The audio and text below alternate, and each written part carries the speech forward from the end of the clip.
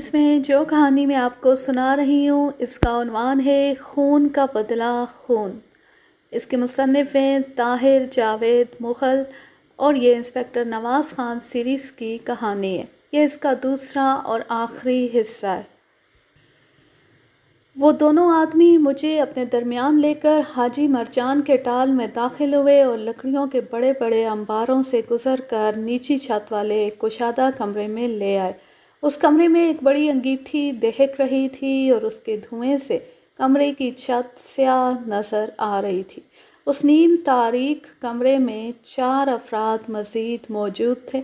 وہ سب بڑی بڑی پگڑیوں والے قبائلی تھے۔ ان میں سے 2-3 کی داڑھیاں بھی تھیں۔ وہ سب خشمگین نظروں سے میری طرف دیکھ رہے تھے۔ جو ہی میں اندر داخل ہوا انہوں نے آپس میں خسر پھسر کی۔ اس کے بعد 3 افراد وہاں سے رخصت ہو گئے اور باہر کھڑی ٹیکسی میں بیٹھ کر کہیں چلے گئے۔ کمرے میں اب 3 افراد رہ گئے تھے۔ موٹی گردن اور باروب چہرے والے ایک قبائلی نے مجھ سے کہا، پولیس کا آدمی ہے تم؟ اگر میں کہوں ہاں تو پھر؟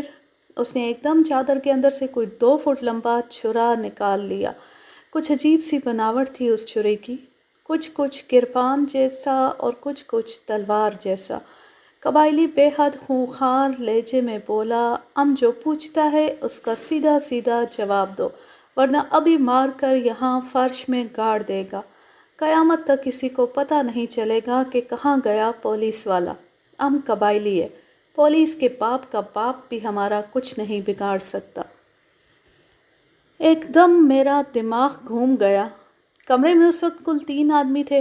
ایک دونوں ہاتھ بغل میں دیے ایک بغلی دروازے کی دہلیز پر کھڑا تھا۔ یہ دروازہ ایک اور چھوٹی سی کوٹری میں کھلتا تھا۔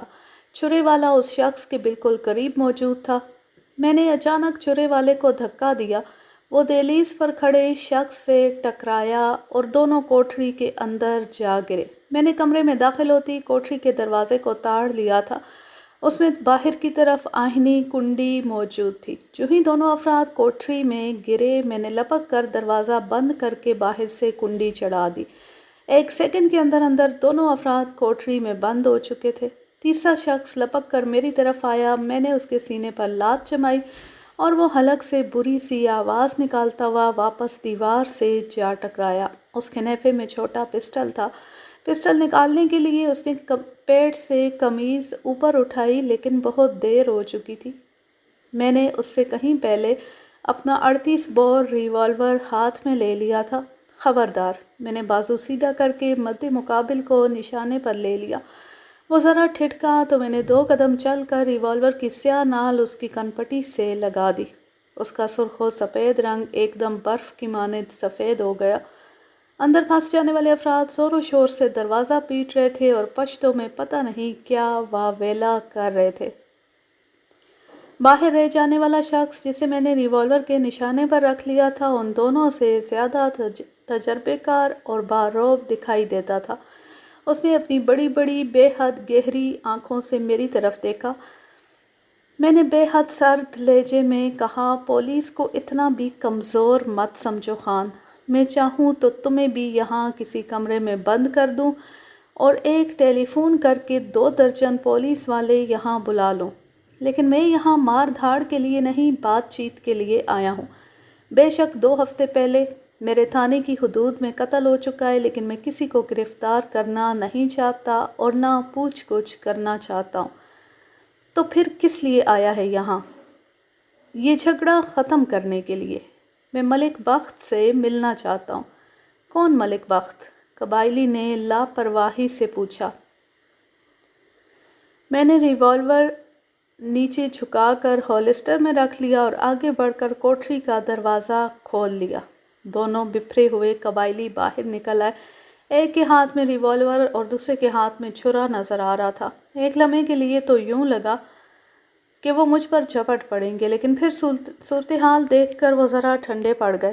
میں نے باروب شخص کے کندھے پر ہاتھ رکھا اور بڑے دوستانہ لہجے میں کہا، خان، مجھے پولیس والا مت سمجھو۔ میں ایک خیر خواہ کی حیثیت سے تمہارے سامنے کھڑا ہوں اور زیادہ وقت بھی نہیں لوں گا تمہارا، صرف چند باتیں کرنا چاہتا ہوں۔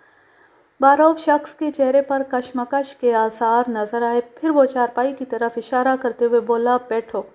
میں بیٹھ گیا۔ رائفل بردار نے اپنی رائفل ایک طرف رکھ دی، چھرا بردار نے بھی چھرا چادر کے نیچے چھپا لیا، تاہم وہ ابھی تک مجھے خونی نظروں سے دیکھ رہا تھا۔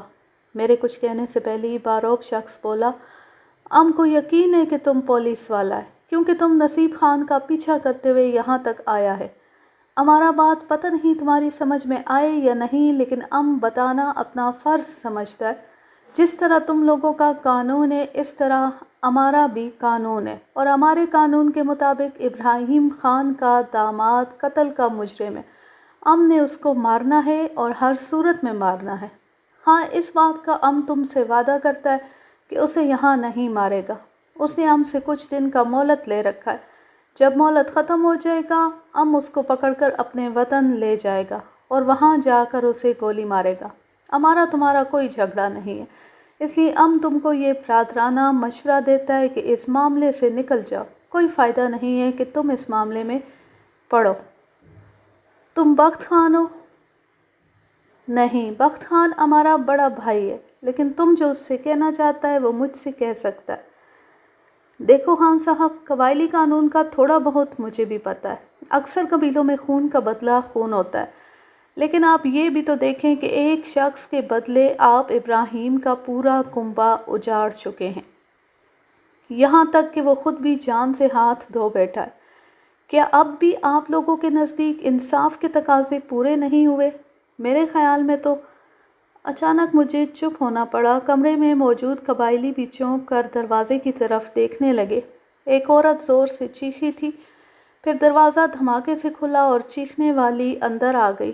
میں حیران رہ گیا۔ وہ ایک جاذب نظر فیشنیبل لڑکی تھی۔ اس کے بال کھلے تھے، دوپٹہ بازو پر جھول رہا تھا اور ایک پاؤں جوتی کے بغیر تھا۔ اس کے پیچھے پیچھے جھاڑ جھنکاڑ داڑھی والا ایک قبائلی اندر داخل ہوا۔ اس کے ہاتھ میں ایک موٹا رسہ تھا جسے اس نے دورہ کر کے بل دے رکھا تھا۔ قبائلی نے یہ رسہ بالکل کوڑے کی طرح تھام رکھا تھا۔ لڑکی نے خوفزدہ نگاہوں سے ہم چاروں کو دیکھا، پھر ہاتھ جوڑ کر چلانے لگی، بھگوان کے لیے مجھے اس سے بچاؤ، بھگوان کے لیے رحم کرو۔ اچانک میں نے لڑکی کو پہچان لیا۔ وہ ایک مشہور ہندی اخبار کی رپورٹر تھی۔ مجھے یاد آیا کہ اس کا نام کملا سنہا ہے۔ کملا کی قمیض اور جرسی کندھے سے پھٹی ہوئی تھی۔ اس کی نرم و نازک جلد پر رسے کا ابھرا ہوا سرخ نشان نظر آ رہا تھا۔ ایسا ہی ایک نشان اس کی کلائی اور گردن پر بھی تھا۔ لگتا تھا جھاڑ جھنکاڑ داڑھی والے قبائلی نے لڑکی کو بری طرح پیٹا ہے۔ باروب قبائلی نے جلدی سے آگے بڑھ کر کملا کو کوڑا بردار قبائلی سے بچایا۔ کوڑا بردار کی آنکھوں میں خون اترا ہوا تھا اور وہ اجنبی زبان میں لڑکی کو جانے کیا کیا دھمکیاں دے رہا تھا۔ خان، یہ سب کیا ہو رہا ہے؟ اس اخبار والی کو کیوں مار رہے ہو تم؟ قبائلی نے میری بات سنی، انسنی کرتے ہوئے کوڑا بردار سے کچھ کہا اور وہ منہ ہی منہ میں بڑبڑاتا ہوا باہر چلا گیا۔ کملا جان گئی تھی کہ میں پنجابی ہوں۔ وہ بھاگ کر آئی اور میرا بازو پکڑ لیا۔ روتے ہوئے بولی، بھگوان کے لیے بھائی صاحب، مجھے ان سے بچا لو، یہ مجھے مار دیں گے۔ باروب شخص نے کمرے کا ایک بخلی دروازہ کھولا۔ یہ بھی ایک چھوٹا سا کمرہ تھا، مشکل سے 6x6 کا ہوگا۔ یہاں ایک چارپائی پر چند میلے کچیلے لحاف پڑے تھے اور دیواروں سے بدبودار کپڑے لٹکے ہوئے تھے۔ باروب شخص نے لڑکی سے کہا کہ وہ اس کمرے میں آ کر بیٹھ جائے، یہاں اسے کوئی کچھ نہیں کہے گا۔ باروب شخص کا لہجہ نرم تھا اور اندازہ ہوتا تھا کہ وہ جھوٹ نہیں بول رہا، لیکن کملا سہمی ہوئی تھی اور بے اختیار میری بغل میں گھستی چلی جا رہی تھی۔ وہ گداز جسم کی خوش شکل لڑکی تھی۔ شاید عام حالات میں وہ یوں کسی اجنبی مرد کو تھامنے اور اس کے ساتھ لپٹنے کا تصور بھی نہ کرتی، لیکن خوف نے اسے حواس باختہ کر رکھا تھا۔ باروب شخص نے کملا کو کھینچ کر مجھ سے علیحدہ کیا اور بمشکل ساتھ والے کمرے میں بھیجا۔ جب وہ کمرے میں چلی گئی تو اس نے دروازہ باہر سے بند کر دیا۔ ہم ایک بار پھر انگیٹھی کے گرد آ بیٹھے۔ میں نے باروب شخص سے کہا، اس لڑکی سے ایسا سلوک کیوں کر رہے ہو تم؟ اس میں سارا قصور اس لڑکی کا ہے۔ یہ لڑکی ہمارا جاسوسی کرتا پھرتا تھا۔ کل دوپہر یہ ہمارے پاس آیا تھا، اس کے پاس ایک کیمرہ بھی تھا۔ ہم سے کہتا تھا کہ ہم اخبار میں کوئی مضمون وغیرہ لکھتا ہے، آپ کے ٹال کا فوٹو آئے گا، اور ہم یہ بھی لکھے گا کہ آپ لکڑی کہاں سے لاتا ہے، اسے کیسے خشک کرتا ہے اور کیسے کاٹتا واڑتا ہے۔ ام نے سمجھا شاید یہ ٹھیک ہی کہتا ہے۔ جو یہ پوچھتا رہا ام اس کو بتاتا رہا۔ اتنے میں وہ بندہ آ گیا جو تمہارے آنے سے پہلے یہاں بیٹھا ہوا تھا۔ اس نے بولا کہ یہ لڑکی بالکل فراڈ ہے، یہ ملک بخت خان کا کھوج لگاتا پھرتا ہے اور اس سے پہلے بھی 1-2 ٹالوں پر جا چکا ہے۔ بس پھر ہمارے لیے ضروری ہو گیا کہ اس کو پکڑ لیں۔ ام نمازی آدمی ہے، غیر عورت پر بری نظر ڈالنا بھی گناہ سمجھتا ہے، لیکن اگر کوئی ام سے دھوکہ کرے تو ام اس کو معاف نہیں کرتا ہے۔ ام اس لڑکی کو اس وقت تک نہیں چھوڑے گا جب تک ام واپس اپنے علاقے میں نہیں پہنچ جاتا۔ خان صاحب، عورت کی عزت بڑی نازک شے ہوتی ہے۔ جو عورت ایک رات بھی کہیں گم رہے لوگ اس پر شک کرنے لگتے ہیں۔ اگر یہ لڑکی 10-15 یا 20-25 روز آپ کے پاس رہی تو اس کی زندگی برباد ہو جائے گی۔ میں تو حیران ہوں کہ اب تک اس کے بارے میں پولیس کو اطلاع کیوں نہیں دی گئی اور اخباروں میں اس کی گمشدگی کا شور کیوں نہیں مچا۔ ام خود بھی اس کو اپنے پاس رکھنا نہیں چاہتا، کوئی شوق نہیں ہے ام کو ایسی مصیبت پالنے کا، لیکن ام اس کو چھوڑ نہیں سکتا۔ چھوڑے گا تو یہ ہمارے خلاف رپٹ درج کرائے گا، پورے شہر کی پولیس ہمارے پیچھے لگا دے گا۔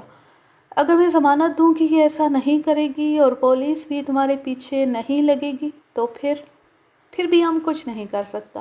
ملک بخت کی اجازت کے بغیر اب اس لڑکی کو چھوڑنا ہمارے بس کا بات نہیں ہے۔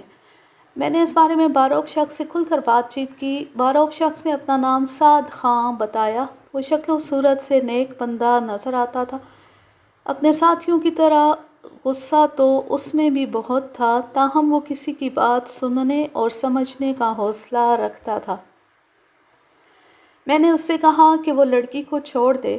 میں اس کی طرف سے، اخبار والوں کی طرف سے اور پولیس کی طرف سے ہر طرح کی ضمانت دینے کو تیار ہوں۔ سعد خان نے اپنے ساتھیوں سے طویل صلاح مشورہ کیا اور آخر اس شرط پر راضی ہو گیا کہ لڑکی آج کی رات ان کے پاس ہی رہے گی۔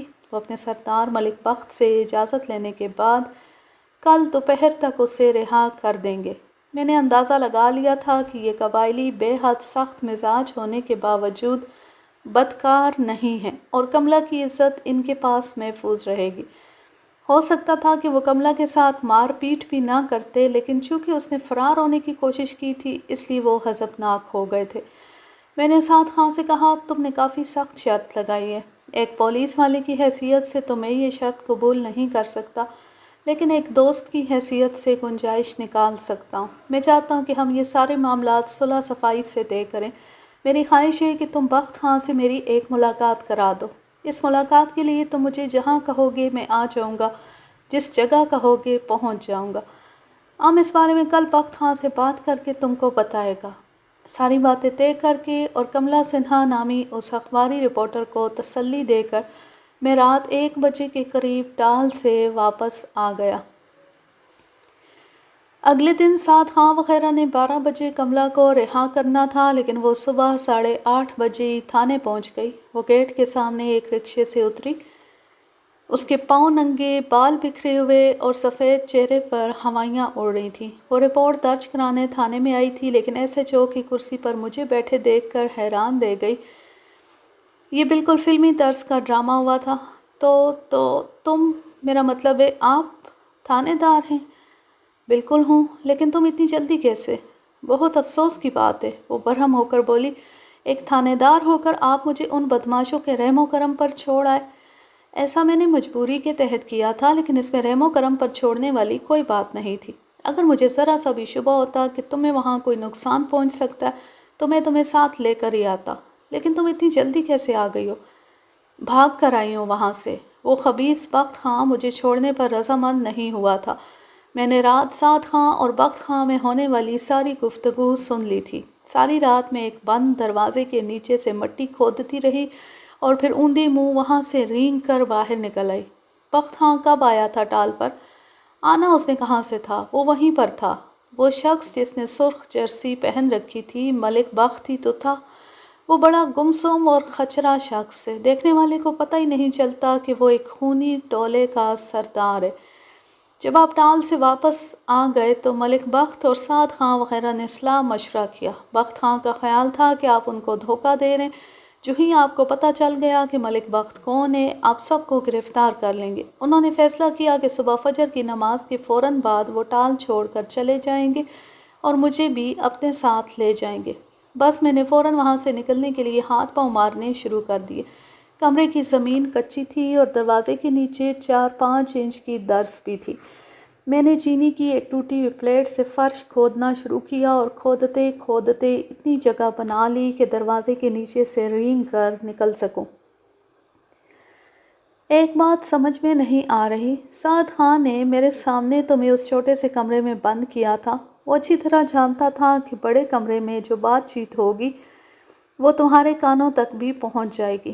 اس کے باوجود وہ لوگ بڑے کمرے میں بیٹھ کر مشورے کرتے رہے۔ جناب تھانے دار صاحب وہ پشتو میں گفتگو کر رہے تھے۔ یہ ایک اتفاق ہے کہ میں پشتو بول اور سمجھ سکتی ہوں۔ میرا بچپن اور لڑکپن کوہاٹ میں گزرا ہے۔ میں نے کوہاٹ سے BA کیا تھا، پھر پشاور سے MA کیا۔ پشتو شاعری میں مجھے شروع سے دلچسپی رہی ہے۔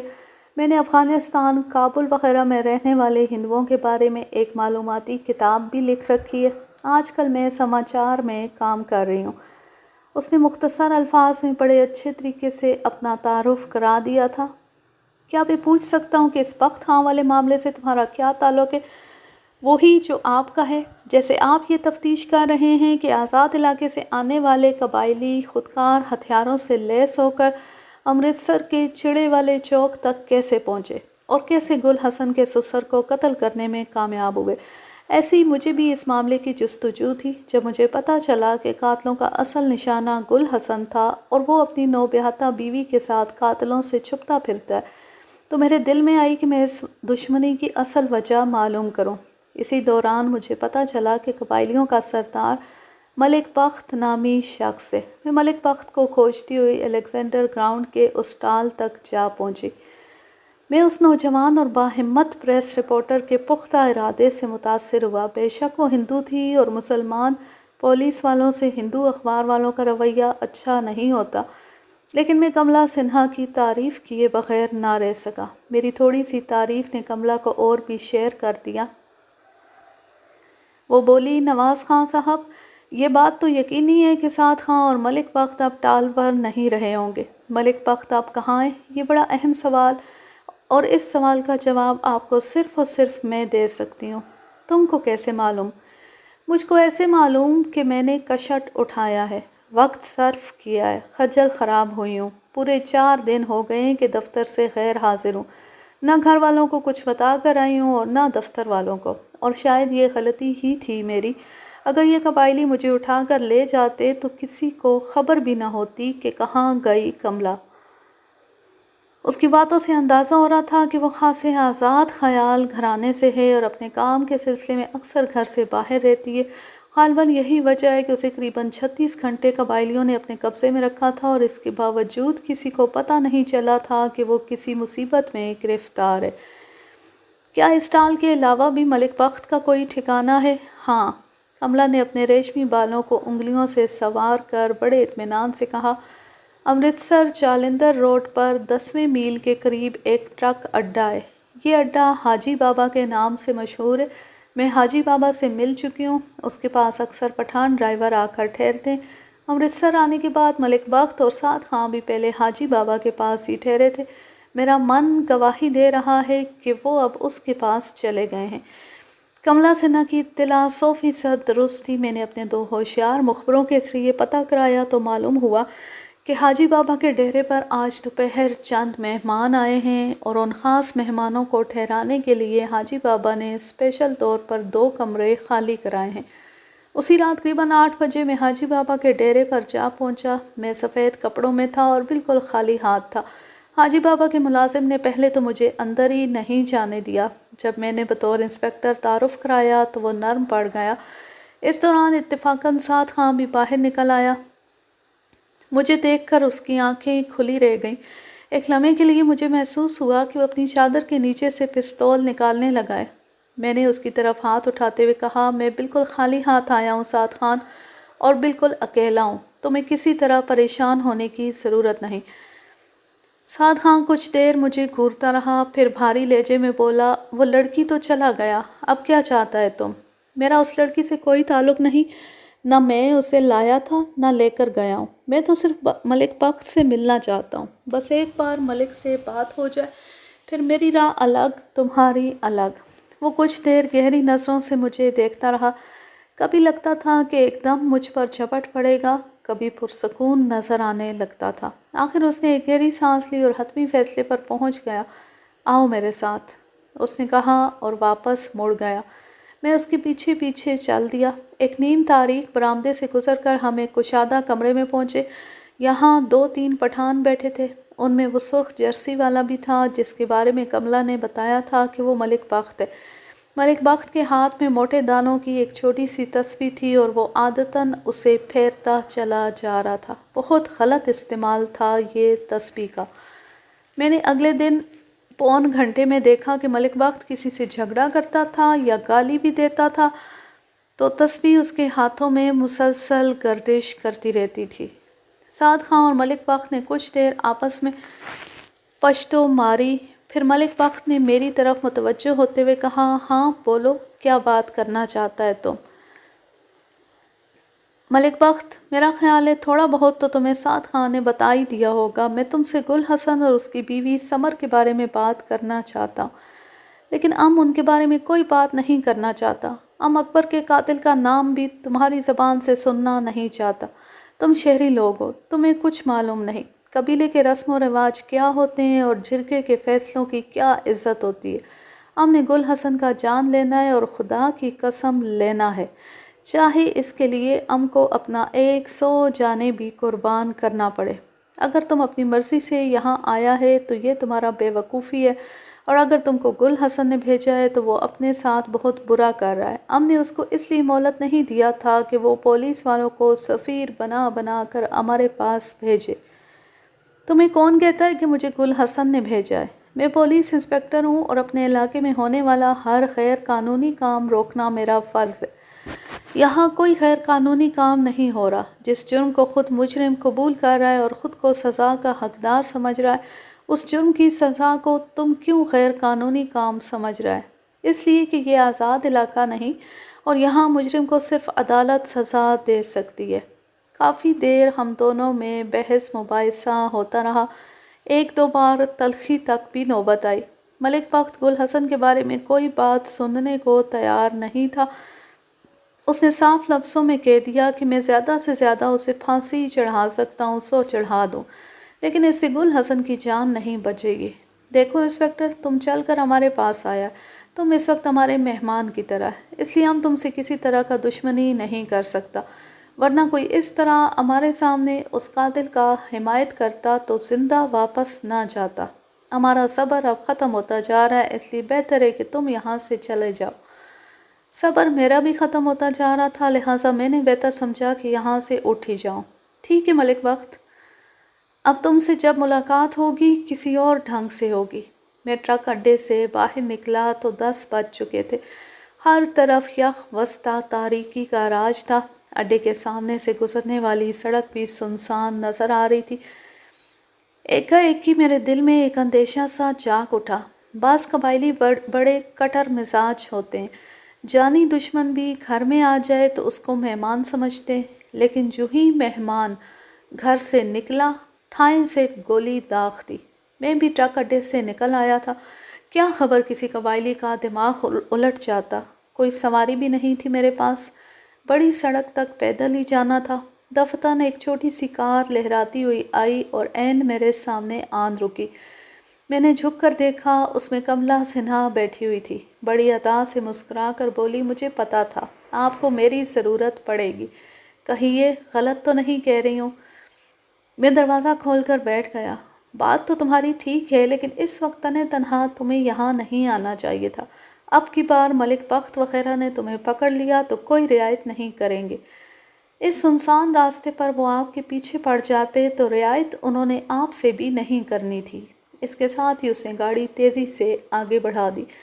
شہر کی حدود میں داخل ہونے کے بعد میں نے ایک جگہ کملا کو گاڑی روکنے کو کہا۔ کیوں، خیریت ہے؟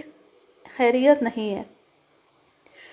ملک بخت بہت ڈھیٹ قسم کا آدمی ہے، وہ گل حسن کو کسی طرح کی رعایت دینے کو تیار نہیں، بلکہ میرا تو خیال ہے کہ جو رعایت اس نے دے رکھی ہے اب وہ بھی واپس لے لے گا۔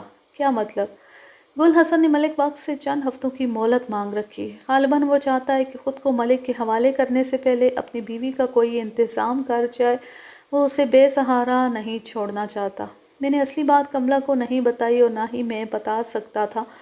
در حقیقت گل حسن نے اپنے قاتلوں سے جو مہلت مانگی تھی وہ اپنے نام و نشان کے لیے تھی۔ اس کی آرزو تھی کہ خود کو اپنے دشمنوں کے حوالے کرنے سے پہلے اسے یہ اطمینان ہو کہ اس کی بیوی کے بدن میں اس کی نشانی موجود ہے۔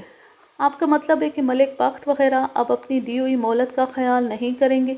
ہاں، ملک بخت کی باتوں سے میں نے یہی اندازہ لگایا ہے۔ اس کا خیال ہے کہ گل حسن نے شرائط کی خلاف ورزی کرتے ہوئے پولیس سے رابطہ کیا ہے اور اسی رابطے کے نتیجے میں اس کے پیچھے لگا ہوں۔ کملا کچھ دیر گہری سوچ میں ڈوبی رہی، پھر بولی، آپ کی باتوں سے تو یہ اندازہ ہو رہا ہے کہ گل حسن کی زندگی کو فوری خطرہ لاحق ہے۔ ہاں، میں بھی یہی سوچ رہا ہوں۔ میرے خیال میں اب اسے اور اس کی بیوی کو فوری طور پر چڑے والے چوک سے کہیں اور لے جانا ہوگا۔ مثلاً کس جگہ؟ کہیں بھی جہاں ملک بخت اور اس کے ہرکارے ان تک نہ پہنچ سکیں۔ ہم نے جہاں گاڑی روک رکھی تھی وہ جگہ چڑے والے چوک سے زیادہ دور نہیں تھی، بمشکل 10 منٹ کا راستہ تھا۔ کملا، اگر تمہیں کوئی اعتراض نہ ہو تو میں یہاں سے سیدھا گل حسن کے گھر جانا چاہوں گا۔ اس نے عجیب انداز سے میری طرف دیکھا اور ایک ادا سے بولی، اسے اپنی ہی گاڑی سمجھیے اور مجھے اپنا ڈرائیور سمجھ لیجیے۔ جس طرف کا حکم دیں گے میں اس طرف روانہ ہو جاتی ہوں۔ پھر میرے کچھ کہنے سے پہلے اس نے گیئر لگایا اور گاڑی چڑے والے چوک کی جانب موڑ دی۔ کملا کے بارے میں مجھے اب تک جو معلومات حاصل ہوئی تھیں ان کے مطابق وہ ایک امیر کبیر برہمن فیملی کی فرد تھی۔ رپورٹنگ وہ صرف شوقیہ کرتی تھی۔ اس کے والد ولایت میں بزنس کرتے تھے اور کملا کو بھی اپنے ساتھ لے جانا چاہتے تھے۔ نہ جانے کیوں میری چھٹی حس کہہ رہی تھی کہ اگر ہم نے جلدی نہ کی تو آج رات گل حسن اور اس کی بیوی کے ساتھ کوئی حادثہ ہو جائے گا۔ میں نے تصور میں ان کی جوان لاشیں دیکھیں، خون میں نہائی ہوئی اور خاک میں لتھڑی ہوئی۔ ایک بار پھر وہی سوال میرے کانوں میں گونجنے لگا جو کچھ عرصہ پہلے گل حسن کی بیوی سمر نے گورداسپور کے تھانے میں مجھ سے کیا تھا۔ کیا میرے خاوند کو کوئی نہیں بچا سکتا؟ کیا اس بھرے پورے شہر میں کوئی ایسا نہیں جو قاتلوں کا ہاتھ روک سکے؟ تقریباً 10 منٹ بعد ہماری گاڑی گل حسن کے گھر کے سامنے رک رہی تھی۔ میں نے 2 سادہ پوش گھر کی نگرانی پر لگا رکھے تھے، ان میں ایک بلال شاہ بھی تھا۔ جو ہی میں کملا کی سرخ گاڑی سے نکلا، بلال شاہ ایک کرانہ فروش کی دکان سے اٹھ کر میرے قریب آ گیا۔ میں نے اس سے پوچھا، گل حسن گھر میں ہے؟ بلال شاہ نے اپنا گھڑے جیسا سر انکار میں ہلایا۔ نہیں خان صاحب، وہ تو گھر والی کے ساتھ سیر سپاٹے کو نکلا ہوا ہے۔ میرا خیال ہے فلم وغیرہ دیکھنے گئے۔ میں نے کانسٹیبل طفیل کو ان کے پیچھے بھیج دیا تھا، خود یہاں پہرا دے رہا ہوں۔ میں نے گھڑی دیکھی، 11:30 بجے تھے۔ اس کا مطلب تھا کہ اگر وہ فلم دیکھنے بھی گئے ہیں تو اب واپس آنے والے ہوں گے۔ کیا بات ہے جی، کوئی خطرے والا معاملہ ہے؟ اگر خطرے والا معاملہ ہے تو تم کیا کرو گے؟ جو آپ حکم دیں گے جی۔ ویسے بھی آج تو میں زندگی سے اکتایا ہوا ہوں۔ دانت میں اتنا سخت درد ہو رہا ہے کہ جی چاہتا ہے خودکشی کر لوں۔ اگر یہ زندگی آپ کے کام آ گئی تو اس سے اچھی اور کون سی بات ہے؟ اتنی آسانی سے مرنے والے نہیں ہو تم۔ باقی دانت کے درد کے اور بھی بہت سے علاج ہیں، جن میں سے ایک یہ ہے کہ درد کی دوا کھا لو۔ دوا کھانے ہی سے تو درد ہوا ہے۔ پہلے بھوک نہیں لگتی تھی، بھوک کھولنے کے لیے گلقند کھائی تو ہیضہ ہو گیا، ہیضہ روکنے کے لیے انگریزی دوائی کھائی تو گردے میں درد ہونے لگا۔ محلے کے حکیم صاحب نے کہا کہ دبا کر لسی پیو۔ لسی کا تو آپ کو پتہ ہی ہے کہ میں پہلے ہی دبا کر پیتا ہوں، بس ذرا زیادہ ہی پی لی۔ موسم بھی ٹھنڈا ہے۔ پھر یہ دانت کا درد شروع ہو گیا۔ اب تو پتہ نہیں کیا ہوتا جا رہا ہے، دواؤں کو بھی ایک بیماری ٹھیک ہوتی ہے، 2 نئی شروع ہو جاتی ہیں۔ اب میری گھر والی ہی کو دیکھیں، اسے پرسوں صبح گوڈے میں ٹیس اٹھی، اتنی شدید ٹیس تھی کہ غسل خانے ہی میں گر کر لوٹ پوٹ ہونے لگی۔ اب ذرا تصور کریں، غسل خانے کو اندر سے کنڈی لگی ہوئی ہے، وہ باہر نہیں آ سکتی، میں اندر نہیں جا سکتا۔ بلال شاہ ایک بار بولنا شروع ہوا تو بس بولتا چلا گیا۔ ہم نے 3-4 منٹ اس کا واویلا سنا، پھر اچانک اسے خاموش ہونا پڑا۔ ایک رکشہ گلی میں داخل ہوا اور ہم سے تھوڑے فاصلے پر رک گیا۔ اس میں گل حسن سوار تھا، ساتھ اس کی بیوی تھی۔ وہ سر تا پا چادر میں لپٹی ہوئی تھی۔ جو ہی وہ دونوں رکشے سے اترے میں ان کے پاس پہنچا۔ گل حسن کو ایک طرف لے جا کر میں نے کہا، تم دونوں کو ہمارے ساتھ چلنا ہوگا اسی وقت، گھر میں بھی جانے کی ضرورت نہیں، سامان وغیرہ بعد میں بھی پہنچ سکتا ہے، اس وقت تمہارا یہاں سے نکلنا ضروری ہے۔ اس نادر شاہی حکم نے گل حسن کو پریشان کر دیا۔ بہرحال وہ یہ بات بھی سمجھتا تھا کہ میں اس کا خیر خواہ ہوں اور اس کے بھلے کی بات ہی کروں گا۔ وہ بیوی کو لے کر میرے ساتھ چل دیا۔ وہ جس طرح رکشے سے اترے تھے اسی طرح میرے ساتھ کملا کی سرخ گاڑی میں بیٹھ گئے۔ میں سمر اور گل حسن کے ساتھ پچھلی نشست پر تھا۔ کملا کے ساتھ اگلی نشست خالی تھی، اس پر بلال شاہ بیٹھ گیا۔ میرے اشارے پر کملا نے گاڑی کو یو ٹرن دیا اور ہم لونگا والی کھوئی کی طرف مڑ گئے۔ شہر کے گنجان آباد حصے سے نکل کر ہم کھلی سڑک پر آ گئے اور اس کے ساتھ ہی کملا نے گاڑی کی رفتار بڑھا دی۔ امرتسر کی ایک نواحی بستی میں بلال شاہ نے ایک چھوٹا سا مکان خرید رکھا تھا۔ دراصل اس نے کسی شخص سے کچھ رقم لینی تھی۔ اس رقم کے بدلے یہ بے ڈھنگا سا مکان اس کے پلے پڑ گیا تھا۔ بلال شاہ نے اسے کئی مرتبہ بیچنے کی کوشش کی تھی لیکن ہمیشہ منہ کی کھائی تھی۔ اس وقت یہ بیکار سا مکان ہمارے بہت کام آ سکتا تھا۔ گل حسن اور سمر کو سر چھپانے کی جگہ مل سکتی تھی اور اگر وہ احتیاط برتتے تو دیر تک قبائلی قاتلوں سے محفوظ رہ سکتے تھے۔ جس وقت ہم جالندھر روڈ پر پہنچے رات کے 12 بج چکے تھے۔ گرد و نواح میں ہو کا عالم طاری تھا۔ یخ بستہ تاریکی نے ہر شے کو ڈھانپ رکھا تھا۔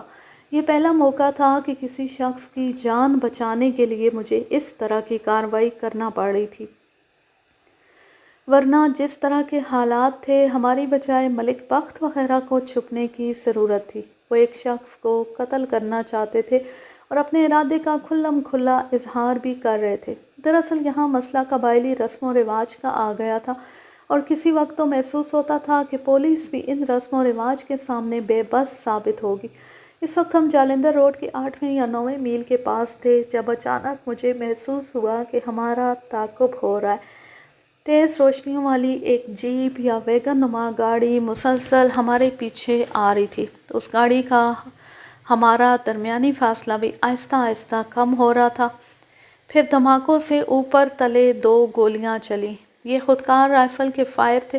ایک دم میری رگوں میں خون سنسنا اٹھا۔ اب شک و شبے کی کوئی گنجائش نہیں رہ گئی تھی۔ نہ صرف ہمارا تعاقب کیا جا رہا تھا بلکہ یقینی بات تھی کہ تعاقب کرنے والے کرم ایجنسی کے خطرناک قبائلی ہیں۔ وہ کیسے اور کہاں سے ہمارے پیچھے لگے یہ ایک مشکل سوال تھا۔ بہرحال اس وقت سب سے اہم سوال یہ تھا کہ ان مسلح افراد سے کیسے بچا جائے۔ اب تو یہ کھلی جنگ تھی اور اس جنگ میں جو چیز داؤ پر لگی ہوئی تھی وہ گل حسن کی زندگی تھی۔ بالکل فلمی سچویشن بن گئی تھی لیکن کبھی کبھی فلمی مناظر حقیقی زندگی میں بھی سامنے آ جاتے ہیں۔ دونوں گاڑیاں قریباً 50 میل فی گھنٹہ کی رفتار سے بھاگ رہی تھیں۔ میں نے اندازہ لگایا کہ کملا ایک نہایت مشتاق ڈرائیور ہے۔ جس سڑک پر ہم جا رہے تھے وہ اتنی کشادہ نہیں تھی، گاہے گاہے خطرناک موڑ بھی آ رہے تھے۔ کملا ان موڑوں سے رفتار کم کیے بغیر گزر رہی تھی۔ یقیناً گل حسن اور سمر اس شہری لڑکی کی چابک دستی پر حیران ہوں گے۔ ایک بار موٹر کار کے پہیے چرچرائے تو سمر کے ہونٹوں سے ہلکی سی چیخ نکل گئی۔ میں نے کملا سے کہا کہ وہ ذرا سنبھل کر چلے۔ ہماری گاڑی ہلکی پھلکی تھی اور اس میں وزن زیادہ تھا۔ اتنی تیز رفتاری خطرناک ہو سکتی تھی۔ 2-3 منٹ صورتحال جوں کی توں رہی اور دونوں گاڑیاں ایک ہی رفتار سے آگے پیچھے بھاگتی رہیں، لیکن جو ہی ہم شہری حدود سے نکل کر نسبتاً سنسان علاقے میں داخل ہوئے عقبی گاڑی ایک بار پھر نزدیک آ گئی۔ یہ ایک لوڈر گاڑی تھی۔ اگلا حصہ بند تھا جبکہ پچھلی باڈی چھت کے بغیر تھی۔ اس حصے میں کئی افراد سوار تھے۔ ایک موڑ پر مجھے ان کے ہاتھوں میں لہراتی ہوئی بندوقیں صاف دکھائی دیں۔ دونوں گاڑیوں کا درمیانی فاصلہ 50-60 گز رہ گیا تو ایک بار پھر ہم پر 3-4 فائر کیے گئے۔ ان میں سے ایک گولی ٹن کی گونجدار آواز سے گاڑی کی باڈی میں لگی۔ اب جواب دینا ضروری تھا۔ میں نے ریوالور کھڑکی سے نکالا۔ عقبی گاڑی اب اور نزدیک آ گئی تھی۔ میں نے اوپر تلے 4 فائر کیے۔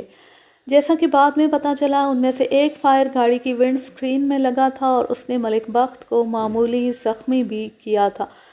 میری فائرنگ کا نتیجہ یہ نکلا کہ عقبی گاڑی ایک بار پھر فاصلے پر چلی گئی۔ میں نے کھڑکی سے باہر دیکھا، ہم امرتسر سے قریباً 10 میل باہر آ چکے تھے۔ قریبی تھانہ یہاں سے 3 میل کے فاصلے پر تھا اور یہ تھانہ تھا بھی لبے سڑک۔ ہم وہاں تک پہنچ جاتے تو ان مشتعل قبائلیوں سے گل حسن اور سمر کی زندگی بچائی جا سکتی تھی۔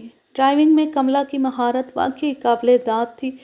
وہ مردانہ وار ڈرائیونگ کر رہی تھی اور اس صورتحال سے قطعی خوفزدہ نظر نہیں آتی تھی۔ جب وہ تیزی سے گاڑی موڑتی تو اگلی سیٹ پر بیٹھا ہوا بلال شاہ عجیب انداز سے اس کی طرف جھک جاتا، جیسے اپنے بھاری بھرکم جسم کے زور سے گاڑی کو الٹنے سے بچا رہا۔ گل حسن اور سمر گمسم تھے۔ وہ جانتے تھے کہ پیچھے آنے والوں کا اصلی شکار وہی دونوں ہیں۔ اگر اس کار کے باقی سوار بچ بھی گئے تو وہ مشکل سے بچیں گے۔ تھوڑا آگے بڑی نہر کا پل تھا۔ اس پل کے بیچوں بیچ کملا نے گاڑی ایک گڑھے سے اتنی ہوشیاری کے ساتھ بچائی کہ ہم حیران رہ گئے۔ بلال شاہ کو دانت کا درد یقیناً بھول چکا تھا اور عین ممکن تھا وہ سوچ رہا ہو کہ اس نے خواہ مخواہ خودکشی والی بات منہ سے نکالی۔ اس سفر کے دوران کسی بھی وقت اس کی یہ خواہش پوری ہو سکتی تھی۔ دفعتاً مجھے عقب میں ایک دھماکہ سنائی دیا۔ اس وقت ہم پل سے نیچے اتر چکے تھے اور عقب میں آنے والی گاڑی پل پر تھی۔ میں نے مڑ کر دیکھا تو مجھے نہر کے پانی میں ایک چمک سی نظر آئی اور پھر ایک دم یہ چمک بھی غائب ہو گئی۔ اچانک میرے جسم کا ہر رونگٹا کھڑا ہو گیا۔ کیا ہوا؟ کملا کی چونکی ہوئی سی آواز آئی، گاڑی روکو۔ اب گل حسن بھی گردن گھما کر عقب میں دیکھ رہا تھا۔ عقبی گاڑی کہیں نظر نہیں آ رہی تھی۔ کملا نے رفتار کم کر کے بریک لگائے اور گاڑی لہراتی ہوئی سڑک کے کنارے رک گئی۔ کیا ہوا؟ گاڑی گر گئی ہے، میں نے مختصر جواب دیا اور دروازہ کھول کر باہر نکل آیا۔ گل حسن اور بلال شاہ بھی تیزی سے باہر نکلے۔ ریوالور میرے ہاتھ میں تھا۔ میں چند لمحے اپنی جگہ کھڑا سوچتا رہا، پھر بھاگتا ہوا نہر کی طرف گیا۔ گل حسن اور بلال شاہ بھی میرے پیچھے آئے۔ پل ذرا بلندی پر تھا اور وہاں سے ڈھلان سڑک نیچے اترتی تھی۔ ہم سڑک کی بجائے کچے راستے پر بھاگتے ہوئے نہر کے کنارے پہنچے۔ بلندی کی طرف دیکھا تو تاروں کی روشنی میں ایک عجیب منظر نظر آیا۔ پل کا حفاظتی جنگلہ ٹوٹ چکا تھا اور نہر کے عین وسط میں عجیب سی ہلچل نظر آ رہی تھی۔ یوں لگتا تھا کہ کچھ لوگ پانی میں ہاتھ پاؤں مار رہے ہیں۔ اب شبے کی کوئی گنجائش نہیں رہ گئی تھی۔ ہمارے پیچھے آنے والی گاڑی تیز رفتاری کے سبب لنک نہر میں گر چکی تھی۔ جیسا کہ بعد میں پتہ چلا، گاڑی کے الٹنے اور گرنے کا سبب وہی گڑھا بنا تھا جس سے چند سیکنڈ پہلے کملا نے بڑی ہوشیاری سے گاڑی بچائی تھی۔ یہ بڑی سنگین صورتحال تھی۔ رات کے اس پہر سڑک سنسان تھی، ارد گرد کے کھیت بھی یک بستہ تاریکی میں لپٹے ہوئے تھے اور قبائلیوں کی گاڑی نہر میں ڈوب چکی تھی۔ جیسا کہ بعض لوگ جانتے ہوں گے، یہ نہر کافی چوڑے پاٹ کی ہے، کنارے ڈھلان ہیں اور اس کی گہرائی 12-13 فٹ سے کم نہیں۔ ہم نے غور کیا تو پتہ چلا کہ کچھ افراد ہاتھ پاؤں مارتے کنارے کی طرف آ رہے ہیں۔ میں نے گل حسن سے کہا کہ وہ گاڑی میں واپس چلا جائے اور کملا سے کہے کہ وہ گاڑی لے کر نکل جائے۔ پھر میرے ذہن میں آیا اور میں نے بلال شاہ کو بھی واپس بھیج دیا۔ میں نے اسے کہا، گاڑی لے کر تھانے میں چلے جاؤ۔ ایس ایچ او کا نام کمل سنگھ ہے، اسے بتاؤ کہ نہر میں گاڑی گر گئی ہے۔ وہ فوراً کچھ بندے لے کر پہنچے۔ بلال شاہ نے اپنا مٹکا سا سر ہلایا اور توند مٹکاتا ہوا گل حسن کے پیچھے لپک گیا۔ چند سیکنڈ بعد نہر میں گرنے والے افراد میں سے پہلا شخص کنارے پر چڑھ آیا۔ میں اسے پہچان گیا۔ وہ سعد خاں کا وہی ساتھی تھا جس نے ٹال پر ہونے والے جھگڑے میں مجھ پر 2 فٹ لمبا چھرا نکالا تھا۔ اس کی پیشانی خون سے تر تھی اور ایک بازو کی حرکت سے اندازہ ہوتا تھا کہ وہ ٹوٹ چکا ہے۔ کنارے پر پہنچ کر اس نے نگاہ اپنے عقب میں ڈالی، پھر بے حد ہانپی ہوئی آواز میں بولا، خدا کا واسطہ کچھ کرو، ملک بخت اور سعد خاں نہر میں ڈوب گیا۔ وہ گاڑی کے اگلے حصے میں بیٹھا تھا، ابھی تک باہر نہیں نکل سکا۔ ملک بخت اور سعد خاں قبائلی قاتل تھے، لیکن اس کے ساتھ ساتھ وہ انسان بھی تھے، اور انسان کی زندگی بچانا دوسرے انسان کا اولین فرض ہوتا ہے۔ مجھے ایک سیکنڈ کے لیے بھی نہیں سوچنا پڑا کہ مجھے نہر میں چھلانگ لگانی چاہیے یا نہیں۔ مجھے چھلانگ لگانا تھی، سو میں نے لگا دی، لیکن اس سے پہلے میں اپنا ریوالور قریبی جھاڑیوں میں پھینکنا نہیں بھولا۔ پانی سرد اور بہاؤ تیز تھا۔ میرے قریب سے چند قبائلی الٹے سیدھے ہاتھ پاؤں چلاتے گزرے۔ وہ بس اتنا ہی تیرنا جانتے تھے کہ اپنی جان بچا سکتے تھے، اور جان بچانے کے لیے وہ کنارے تک پہنچنے کی کوشش کر رہے تھے۔ پہاڑوں میں رہنے والے لوگوں کا واسطہ ایسے دریا نما پانیوں سے کہاں پڑتا ہے؟ وہاں چھوٹے موٹے ندی نالے ہوتے ہیں جن میں تیرنا بھی مشکل ہوتا ہے۔ یہ چوڑے پاٹ کی رواں دواں نہر تھی، اور اس میں تیرتے ہوئے کوہستانیوں کو آٹے دال کا بھاؤ معلوم ہو گیا تھا۔ میں نہر کے وسط میں پہنچا تو ایک مقام پر پانی میں ہلچل محسوس ہوئی۔ یہ جگہ پل کے درمیانی ستونوں کے بالکل قریب تھی۔ میں نے غوطہ لگایا اور سرد پانی میں اترتا چلا گیا۔ چند لمحے بعد میرے ہاتھوں نے جس شے کو چھوا وہ کسی گاڑی کا سائلنسر تھا۔ میں نے دیوانوں کی طرح ہاتھ چلائے اور مجھے اندازہ ہوا کہ یہ لوڈر اس طرح تہہ میں بیٹھا ہے کہ چھت نیچے اور پہیے آسمان کی طرف ہیں۔ میں نے تھوڑی سی کوشش کی اور ایک دروازے کے ہینڈل تک پہنچ گیا۔ دروازے کے اندر سے دھم دھم کی آواز آ رہی تھی، جس سے پتہ چلتا تھا کہ لوڈر کے ڈرائیونگ کیبن میں جو کوئی بھی ہے زندہ ہے اور باہر نکلنے کی کوشش کر رہا ہے۔ اسی دوران میرا سانس ٹوٹنے لگا۔ میں ہاتھ پاؤں مار کر پانی کی سطح پر آیا، چند گہرے گہرے سانس لیے، حواس بحال کیے اور ایک بار پھر تہہ میں اتر گیا۔ گاڑی پانی میں ڈوبے اب 2 منٹ سے زائد ہو چکے تھے۔ اگر 1-2 منٹ کے اندر ڈوبنے والوں کو باہر نہ نکالا جاتا تو پھر ان کا بچنا محال تھا۔ دوسرے غوطے میں سیدھا دروازے کے ہینڈل تک پہنچا۔ حادثے کے سبب دروازہ پھنس چکا تھا اور اس کا کھلنا محال تھا۔ دھم دھم کی مدھم آواز اب اور مدھم ہو چکی تھی۔ میں تیر کر دوسرے دروازے کی طرف گیا۔ اس دروازے کا ہینڈل ڈھونڈنے میں 10-15 سیکنڈ مزید لگ گئے، لیکن جو ہی ہینڈل میرے ہاتھ میں آیا میں نے ایک جھٹکے سے دروازہ کھول دیا۔ میرا سانس اب ٹوٹنے والا تھا، لیکن سانس لینے کے لیے میں دوبارہ پانی کے اوپر آتا تو لوڈر کے اندر پھنسے ہوئے افراد کا کام تمام ہو جاتا۔ میں نے رہی سہی ہمت جمع کی اور دروازے کے خلا میں دائیں بائیں ہاتھ گھمایا۔ ایک کپڑا میرے ہاتھ میں آیا۔ یہ کسی کے کوٹ کا کالر تھا۔ میں نے یہ کالر پکڑا اور کوٹ والے کو کھینچتا ہوا باہر لے آیا۔ میرے پھیپھڑے پھٹنے والے تھے اور کوٹ والا ابھی تک گاڑی کے کسی حصے سے الجھا ہوا تھا۔ میں نے بمشکل اسے چھڑایا اور پانی کی سطح پر لے آیا۔ کنارے سے شور و غل کی آوازیں آ رہی تھیں۔ میرے ہاتھ پاؤں شل ہو رہے تھے۔ چند سیکنڈ تیرنے کی ہمت بھی نہیں تھی۔ میں پل کے ستون سے چمٹ گیا۔ میرا ایک ہاتھ ستون کے ایک شکستہ خلا میں تھا اور دوسرے ہاتھ سے میں نے کوٹ والے کا سر پانی سے باہر نکال رکھا تھا۔ آثار بتا رہے تھے کہ وہ شخص بے ہوش ہے یا مر چکا ہے۔ میں نے تاروں کی مدھم روشنی میں غور سے اس کا چہرہ دیکھا۔ وہ ملک بخت تھا۔ نہر کے حادثے میں کوئی شخص ہلاک نہیں ہوا اور یہ ایک معجزہ ہی تھا۔ جیسا کہ میں نے بتایا، یہ لوڈر آگے سے بند تھا۔ سعد خاں اور ملک بخت اسی حصے میں پھنس گئے تھے۔ ملک بخت کے سر میں شدید چوٹ آئی تھی اور وہ گرتے ساتھ ہی بے ہوش ہو گیا تھا۔ ہاں، سعد خاں ہوش میں رہا تھا اور پانی میں ڈوبنے کے بعد بھی دروازہ کھولنے کی کوشش کرتا رہا تھا۔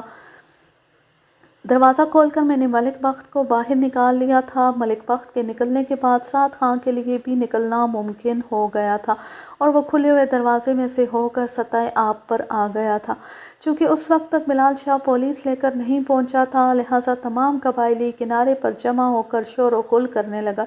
ان کی سمجھ میں کچھ نہیں آ رہا تھا کہ اپنے ڈوبنے والے سردار کی مدد کیسے کریں۔ اندھیرے کی وجہ سے وہ یہ نہیں دیکھ سکے تھے کہ میں ملک بخت کو باہر نکال لایا ہوں اور اب پل کے نیچے ستون کا سہارا لے کر سانسیں درست کر رہا ہوں۔ اسی دوران بلال شاہ پولیس کی گاڑی لے کر پہنچ گیا۔ دراصل یہ گشتی پولیس کے اہلکار تھے جو بلال کو راستے میں مل گئے تھے۔ ان اہلکاروں نے غلطی یہ کی کہ سائرن بجاتے ہوئے آئے۔ سائرن کی آواز سن کر سعد خاں اور اس کے ساتھی تتر بتر ہو گئے۔ حادثے کا شکار ہونے والوں میں سے صرف ملک بخت میرے پاس رہا جو بے ہوش تھا۔ اب ملک بخت ہسپتال میں تھا۔ اس کے سر پر 2 درجن ٹانکے لگے تھے۔ اس کے کندھے پر میری چلائی ہوئی گولی کا معمولی زخم بھی تھا۔ ہسپتال آنے کے بعد سے وہ مسلسل خاموش تھا، صرف نہایت ضروری بات کرتا تھا۔ نہ کسی سوال کا جواب دیتا تھا، نہ خود کوئی سوال پوچھتا تھا۔ ویسے بھی اسے اردو بہت تھوڑی آتی تھی۔ پولیس مقابلہ، قتل اور ناجائز اسلحے سمیت اس پر کئی کیس بن سکتے تھے، لیکن میں جانتا تھا ان کیسوں کا کوئی فائدہ نہیں ہوگا۔ فائدہ تو تب تھا جب ہم یہ کیس کر کے گل حسن کی جان بچا سکتے۔ ملک بخت پھانسی بھی لگ جاتا تو 2 درجن اور قبائلی آزاد علاقے سے گل حسن کی جان لینے پہنچ جاتے۔ اسپتال میں ملک بخت کا علاج ہو رہا تھا۔ میں قریباً روز ہی اس کو دیکھنے جاتا تھا۔ اس کی نگرانی کے لیے 2 ہیڈ کانسٹیبل ہر وقت اس کے بستر کے پاس موجود رہتے تھے۔ یہ چوتھے یا 5ویں دن کی بات ہے، میں ملک بخت کو دیکھنے اسپتال گیا تو وہاں عجیب طرح کی افراتفری نظر آئی۔ چند افراد اسپتال کے گیٹ پر جمع تھے، 4-5 افراد شعبہ حادثات کے سامنے کھڑے تھے اور ان کے چہروں پر بھی ہوائیاں اڑ رہی تھیں۔ ایک سینئر ڈاکٹر مجھے پہچانتا تھا، مجھے دیکھتی وہ میری طرف لپکا، کہنے لگا، انسپکٹر صاحب، بڑی گڑبڑ ہو گئی ہے۔ ابھی تھوڑی دیر پہلے 3-4 پٹھان آئے تھے، ان کے پاس رائفلیں تھیں، انہوں نے آپ کے ایک کانسٹیبل کو زخمی کر دیا ہے اور دوسرے سے رائفل چھین لی ہے۔ مریض کو بھی وہ اپنے ساتھ لے گئے ہیں۔ مریض سے ڈاکٹر کی مراد یقیناً ملک بخت تھا۔ میں ایمرجنسی وارڈ کی طرف بڑھا، وہاں ہیڈ کانسٹیبل موہن سنگھ کی مرہم پٹی ہو رہی تھی۔ اس کی کن پٹی اور سر پر زخم آئے تھے۔ اس نے ہانپتے ہوئے لہجے میں مجھے بتایا کہ حملہ آور کانسٹیبل رزاق کو یرغمال کے طور پر اپنے ساتھ لے گئے۔ میں موقع واردات پر پہنچا تو وہاں بھی ابتری کے آثار نظر آئے۔ ایک کھڑکی کا شیشہ ٹوٹا ہوا تھا، میز الٹی ہوئی تھی اور فرش پر زخمی کانسٹیبل کے خون کے نشانات تھے۔ ایسے ہی سرخ نشانات بستر کی چادر پر تھے۔ موقع پر موجود عملے نے بتایا کہ حملہ آور شکل و صورت سے ہی خطرناک نظر آتے تھے۔ انہوں نے دھمکی دی کہ جس کسی نے ہوشیاری دکھائی اسے گولیوں سے اڑا دیں گے۔ پھر انہوں نے ایک کانسٹیبل سے رائفل چھین لی، دوسرے نے مزاحمت کی تو اس کو رائفلوں کا بٹ مار کر شدید زخمی کر دیا۔ اس کے بعد انہوں نے مریض کو ساتھ لیا اور باہر کھڑی سیاہ جیپ میں سوار ہو گئے۔ انہی شاہدوں نے بتایا کہ جیپ پر نمبر پلیٹ نہیں تھی۔ ابھی میں سوچ ہی رہا تھا کہ کیا کیا جائے کہ وہ ہیڈ کانسٹیبل واپس آ گیا جسے حملہ آور اپنے ساتھ لے گئے تھے۔ اس کے چہرے پر بھی چوٹوں کے نشان تھے، تاہم اس کی رائفل واپس کر دی گئی تھی۔ اس نے بتایا کہ حملہ آوروں کی قیادت سعد خان خود کر رہا تھا۔ وہ لوگ اسے یرغمال بنا کر ساتھ لے گئے تھے، لیکن اگلے چوک میں انہوں نے اسے جیپ سے اتار دیا۔ اس نے اپنی رائفل مانگی تو وہ بھی خالی کر کے نیچے پھینک دی گئی۔ اب پانی سر سے گزر چکا تھا۔ قبائلیوں کے سلسلے میں میں نے بہت تحمل سے کام لیا تھا، کئی موقعوں پر انہیں رعایتیں دی تھیں اور کوشش کی تھی کہ کسی طرح ان کے دل میں نرم گوشہ پیدا ہو جائے۔ یہ جانتے ہوئے بھی کہ گل حسن کے سسر ابراہیم خان کو ملک بخت وغیرہ نے قتل کرایا ہے، میں نے اس امید پر ملک بخت کو گرفتار نہیں کیا تھا کہ شاید وہ گل حسن کے بارے میں نرم رویہ اختیار کر لے، لیکن ایسا نہیں ہوا تھا۔ کچھ اور نہیں تو یہ لوگ اس بات کا ہی خیال کرتے کہ چند روز پہلے میں نے کس طرح اپنی جان خطرے میں ڈال کر ان کی جانیں بچانے کی کوشش کی تھی۔ زندگی اور موت تو یقیناً اللہ کے ہاتھ میں ہے، اور اس نے کسی کو موت کے منہ سے نکالنا ہو تو اس کے اسباب بھی پیدا کر دیتا ہے۔ مگر اس رات سعد خان اور ملک بخت جس بری طرح گاڑی میں پھنس گئے تھے، اپنی کوشش سے باہر نکل آنا ان کے لیے ممکن نہیں تھا۔ سوچ بچار کے بعد میں اس نتیجے پر پہنچا کہ اب ان قبائلیوں کو مزید ڈھیل دینا مناسب نہیں۔ گل حسن اور سمر کو میں نے امرتسر کی نواحی بستی میں واقع بلال شاہ کے مکان میں پہنچا دیا تھا۔ وقتی طور پر تو وہ محفوظ تھے، لیکن کتنی دیر تک محفوظ رہیں گے اس کے بارے میں کچھ نہیں کہا جا سکتا۔ جیسا کہ میں نے بتایا ہے، قبائلی خاصی بڑی تعداد میں موجود تھے اور پورے شہر میں پھیلے ہوئے تھے۔ رات کو ہیڈ کوارٹر میں ایس پی مدن لال کے ساتھ ہماری میٹنگ ہوئی۔ طویل صلاح مشورے کے بعد طے پایا کہ قبائلیوں کے خلاف بھرپور کارروائی کی جائے، جہاں جہاں ان کا سراغ ملے چھاپا مارا جائے، مزاحمت پر بے طرح گولیاں چلائی جائیں اور گرفتار کر کے ان پر سخت کیس بنائے جائیں۔ ایس پی کا خیال تھا کہ یہ کارروائی آج رات ہی شروع کر دی جائے۔ اس نے کارروائی کے لیے مجھے 2 قریبی تھانوں کی فورس بھی مہیا کر دی اور دیگر ضروری ہدایات بھی دے دیں، لیکن نہ جانے کیا بات تھی، میرا دل کہہ رہا تھا کہ مجھے تھوڑا انتظار اور کرنا چاہیے، ہو سکتا ہے کوئی انہونی ہو جائے۔ اگر ان لوگوں میں تھوڑی بہت انسانیت تھی تو وہ اپنا رویہ تبدیل کرنے کے بارے میں سوچ سکتے تھے، اور انہیں سوچنا چاہیے تھا۔ جیسا کہ میں کئی بار کہہ چکا ہوں، بعض اوقات انسان کی ناکامی اور کامیابی میں بہت معمولی سا فرق ہوتا ہے۔ جہاں برداشت جواب دینے والی ہوتی ہے، وہاں انتظار ختم ہو جاتا ہے۔ جس جگہ مایوسی انتہا کو پہنچ جاتی ہے، وہیں سے امید کی کرن پھوٹ نکلتی ہے۔ اس رات میں اپنے دفتر میں موجود تھا اور سخت تذبذب کے عالم میں بیٹھا تھا۔ کم و بیش 5 گاڑیاں اور 50 جوان تھانے میں موجود تھے۔ قبائلیوں کے خلاف کارروائی کی پوری تیاری ہو چکی تھی۔ مخبروں نے جو رپورٹیں دی تھیں ان کے مطابق شہر میں کم از کم 4 جگہوں پر کامیاب چھاپے مارے جا سکتے تھے۔ اس وقت رات کے 9:30 بجے تھے جب میرے سنتری نے بتایا کہ ایک کمبل بوش شخص مجھ سے ملنا چاہتا ہے۔ سنتری نے یہ بھی بتایا کہ وہ اپنے حلیے اور بول چال سے پٹھان نظر آتا ہے۔ پٹھان کے ذکر پر میں چونکا۔ میں نے سنتری سے کہا کہ وہ ملاقاتی کو فوراً اندر لائے۔ چند لمحے بعد دروازے کے پردے میں حرکت پیدا ہوئی اور ایک لہیم شہیم پٹھان اندر آ گیا۔ اس نے منہ سر کمبل میں لپیٹ رکھا تھا۔ میں دیکھتے ہی پہچان گیا وہ سعد خان تھا۔ اس کے کمبل میں رائفل چھپی ہوئی تھی لیکن میں بھی ریوالور سے مسلح تھا اور مجھے یقین تھا کہ اگر سعد خان کسی بری نیت سے آیا ہے تو اس کی رائفل سیدھی ہونے سے بہت پہلے میرا ریوالور اس کی پیشانی سے جا لگے گا۔ کیسے آئے ہو سعد خان؟ مجھے ملک بخت نے تمہاری طرف بھیجا ہے۔ کیوں؟ اب کیا کسر رہ گئی ہے؟ وہ میرے طنز کو نظر انداز کرتے ہوئے بولا، تم نے ایک بار کہا تھا کہ تم گل حسن کی جان بچانا چاہتے ہو۔ اب اس بارے میں بات کرنے کے لیے آیا ہے۔ میں نے ٹوپی اتار کر میز پر رکھی اور سگریٹ سلگاتے ہوئے کہا، کیا کہنا چاہتے ہو؟ یہاں ہمارا بات چیت کوئی سنے گا تو نہیں؟ بے فکر ہو کر کہو، یہ جگہ ہر طرح کی گفتگو کے لیے مناسب ہے۔ اس نے نسوار کی چٹکی ہونٹوں میں رکھتے ہوئے کہا، ملک بخت اکبر کا سگا چچا ہے اور تم جانتا ہی ہے کہ اکبر خان کو گل حسن نے قتل کیا تھا۔ جرگے کا فیصلہ ہے کہ اکبر خان کے بدلے گل حسن کو قتل کیا جائے۔ ہم لوگ جرگے کا فیصلہ منوانے کے لیے اپنی جان کی بازی لگا دیتا ہے۔ پولیس تو رہا ایک طرف، فرنگی فوج بھی دیکھ چکا ہے کہ ہم قدم اٹھا کر پیچھے نہیں ہٹتا، لیکن تم چند روز پہلے جس طرح ہمارا مدد کیا ہے وہ ہمارے دماغ میں ہے۔ ہم چاہتا ہے کہ گل حسن کے بارے میں تم سے بات کرے۔ میں نے سنتری کو بلا کر سعد خان کے لیے چائے منگوائی اور اس سے کہا کہ وہ جاتے ہوئے کمرے کا دروازہ بند کر جائے۔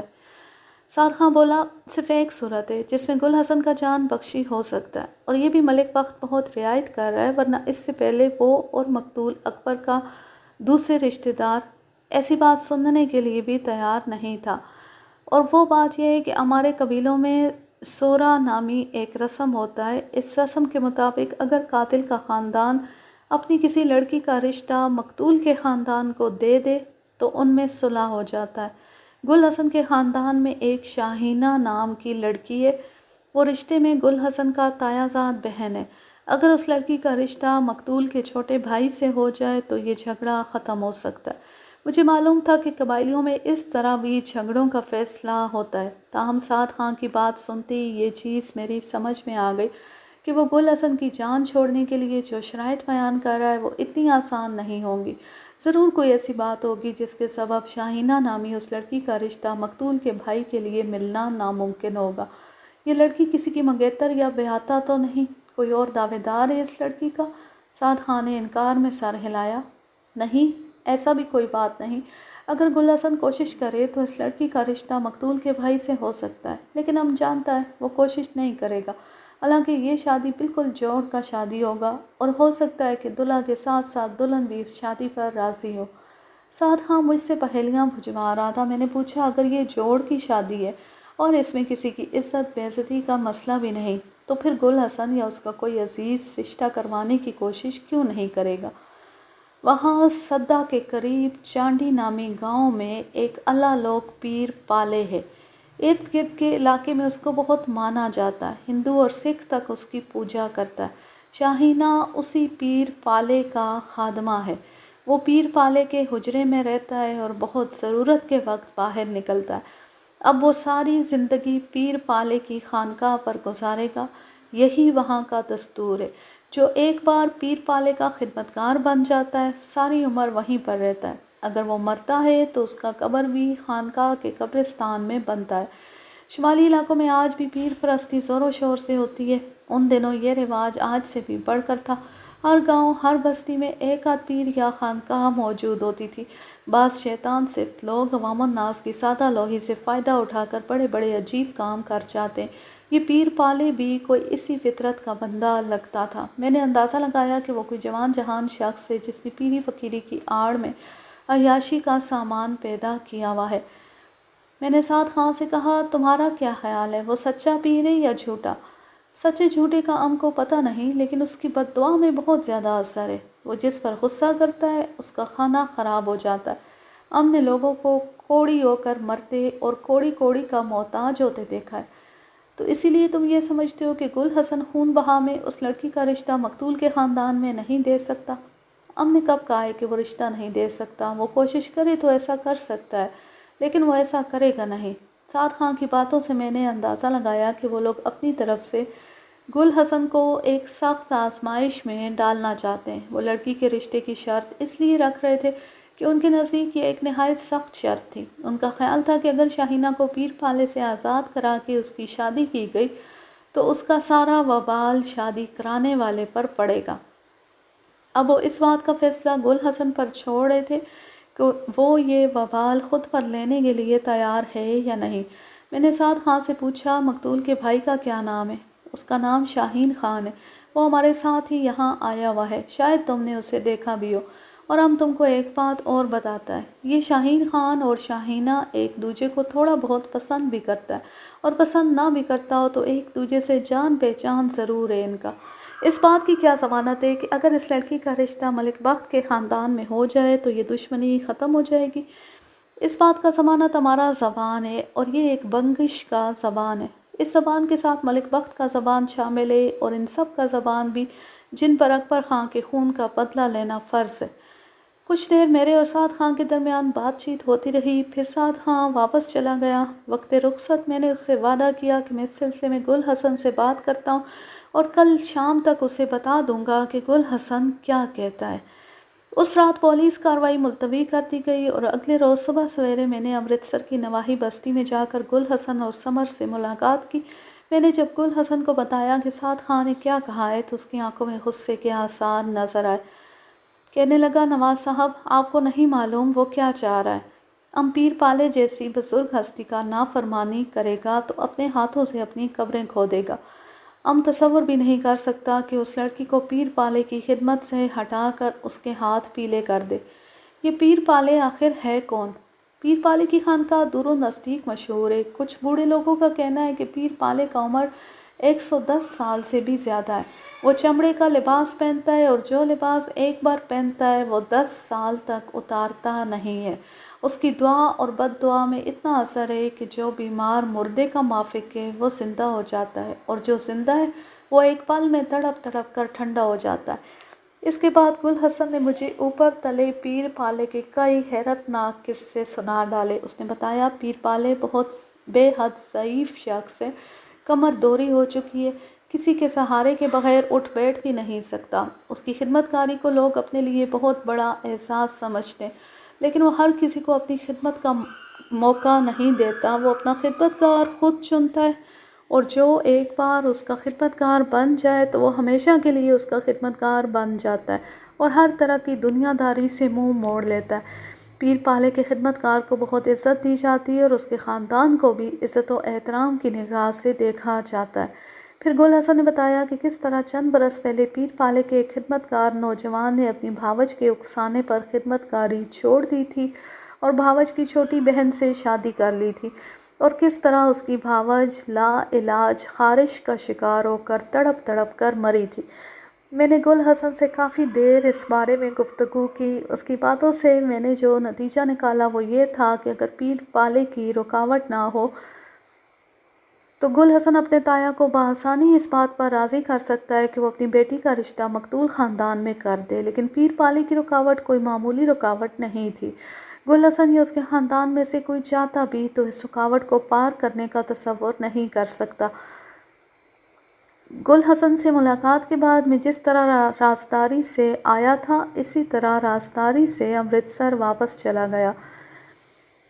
میری یہ احتیاط بڑی سود مند ثابت ہوئی، کیونکہ بعد ازاں پتہ چلا تھا کہ قبائلیوں نے ایک بندہ مستقل طور پر میرے پیچھے لگا رکھا ہے۔ گل حسن کے پاس سے واپس امرتسر آتے ہوئے میں نے راستے میں ہی فیصلہ کر لیا کہ میں کرم ایجنسی جاؤں گا اور سدا کے اس پیر کو دیکھوں گا کہ وہ کیا شے ہے اور کیا کرامات ہے اس کے پاس کہ اس کی دعا اور بد دعا میں اتنا بڑا اثر سمجھا جاتا ہے۔ شام کے 7 بجے تھے جب میں اور بلال شاہ 36 گھنٹے کے طویل سفر کے بعد امرتسر سے سدا پہنچے۔ اس وقت سدا آزاد ایجنسی کا ایک مختصر سا قصبہ نما شہر تھا۔ بڑا بازار بس چھوٹا سا ہی تھا، چند بستروں کا ایک ہسپتال حال ہی میں یہاں بنا تھا۔ آزاد ایجنسی کے دوسرے علاقوں کی طرح یہاں بھی پولیس کا کوئی وجود نہیں تھا۔ پولیس کا کام خاصا دار فورس کرتی تھی۔ فورس میں فوج کی طرح نائک، جمعدار اور حوالدار وغیرہ کے عہدے ہوتے تھے۔ تھانے کی جگہ پیکٹ ہوتی ہے۔ مجھے جس پیکٹ میں جانا تھا اس کا انچارج نائب صوبیدار تھا۔ طرح خان کو میں اپنی آمد کی اطلاع پہلے ہی دے چکا تھا اور یہ بھی بتا چکا تھا کہ کس مقصد کے لیے یہاں آ رہا ہوں۔ ایک اغوا کیس کے سلسلے میں طرح خان پہلے بھی میری مدد کر چکا تھا۔ طرح خان نے خوش دلی سے ہمارا استقبال کیا۔ سردی بہت زیادہ تھی۔ میزبانوں نے بتایا کہ پارا چنار سے آگے افغانی پہاڑوں پر برف پڑی ہے اور یہ یخبستہ ہوا انہی پہاڑوں کو چھو کر آ رہی ہے۔ طرح خان نے پٹھانوں کی روایات کے مطابق ہماری خاطر مدارات میں کوئی کسر نہ چھوڑی۔ رات 9-10 بجے جب ہم قہوے کی پیالیاں لے کر آتش دان کے ارد گرد بیٹھے تو طرح خان نے ہمیں پیر پالے کے بارے میں بتانا شروع کیا۔ اس نے کہا کہ پیر پالے کی دعا سے زیادہ اس کی بد دعا مشہور ہے اور لوگ اس سے جتنی عقیدت رکھتے ہیں اتنا ہی خوف بھی کھاتے ہیں۔ میرے ایک سوال کے جواب میں طرح خان نے کہا، اس کی خانقاہ میں نوجوان خادمائیں اور عورتیں وغیرہ تو ہوتا ہے لیکن کبھی کسی نے اس کے بارے میں کوئی بات نہیں کیا۔ ویسے بھی وہ اتنا بوڑھا ہے کہ اس کے بارے میں کوئی ایسا ویسا بات سوچا بھی نہیں جا سکتا۔ میں نے نائب صوبیدار طرح خان سے پوچھا، خان تمہارا اپنا کیا خیال ہے؟ پیر پالے واقعی نیک آدمی ہے؟ برادر، ہم یقین سے کچھ نہیں کہہ سکتا کیونکہ ہم اسے صرف 2 یا 3 بار ملا ہے۔ ویسے ایک بات ہم تم سے کہے گا، اگر تم پیر پالے کے خلاف کوئی ایکشن لینا چاہتا ہے تو یہ خیال دل سے نکال دو، یہاں کا لوگ یہ برداشت نہیں کرے گا اور خواہ مخواہ کا فساد کھڑا ہو جائے گا۔ پیر پالے اچھا ہے یا برا ہے لیکن اس کے ہاتھ میں شفا ضرور ہے۔ پچھلے 8-10 برس میں سینکڑوں ہزاروں مریض اس کے ہاتھ سے صحت یاب ہو چکا ہے۔ میں نے طرح خان کو یقین دلایا کہ ہم اپنے مہربان میزبانوں کے لیے کسی طرح کی کوئی مصیبت کھڑی نہیں کریں گے۔ اگلے روز صبح سویرے ہم طرح خان کے ساتھ اس کی جیپ میں پیر پالے کی خانقاہ کی طرف روانہ ہوئے۔ شہر سے خانقاہ کا فاصلہ قریباً 10 میل تھا۔ یہ سارا راستہ ناہموار اور سنسان تھا۔ کہیں کہیں پتھروں اور گارے سے بنے ٹیڑھے میڑھے مکان نظر آ جاتے تھے، نہ کہیں کوئی کھیتی نہ باغ۔ اس سارے علاقے پر غربت ٹوٹ کر برس رہی تھی۔ آخر ہم ایک سیاہی مائل ٹیلے کے دامن میں پہنچے۔ یہاں قدیم طرز کی ایک خانقاہ تھی۔ چھوٹے چھوٹے گنبدوں اور محرابوں والی یہ خانقاہ قریباً 2 کنال جگہ پر پھیلی تھی۔ خانقاہ کے سامنے ایک وسیع احاطہ تھا اور احاطے کی پتھریلی چاردیواری اور خانقاہ کے گنبدوں پر رنگ برنگے بے شمار جھنڈے لگے تھے۔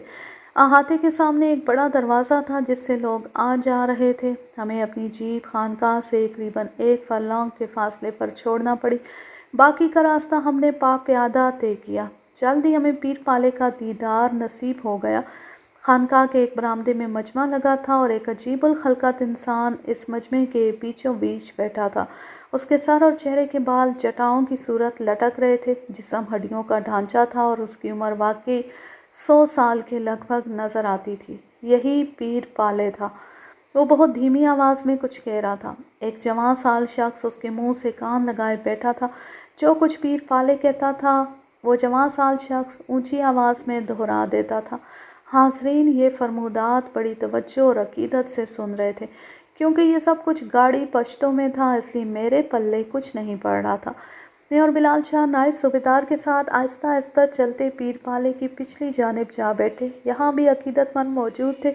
پیر پالے سے ہمارا فاصلہ زیادہ نہیں تھا۔ اب ہم زیادہ اچھے طریقے سے اس کا حلیہ دیکھ سکتے تھے۔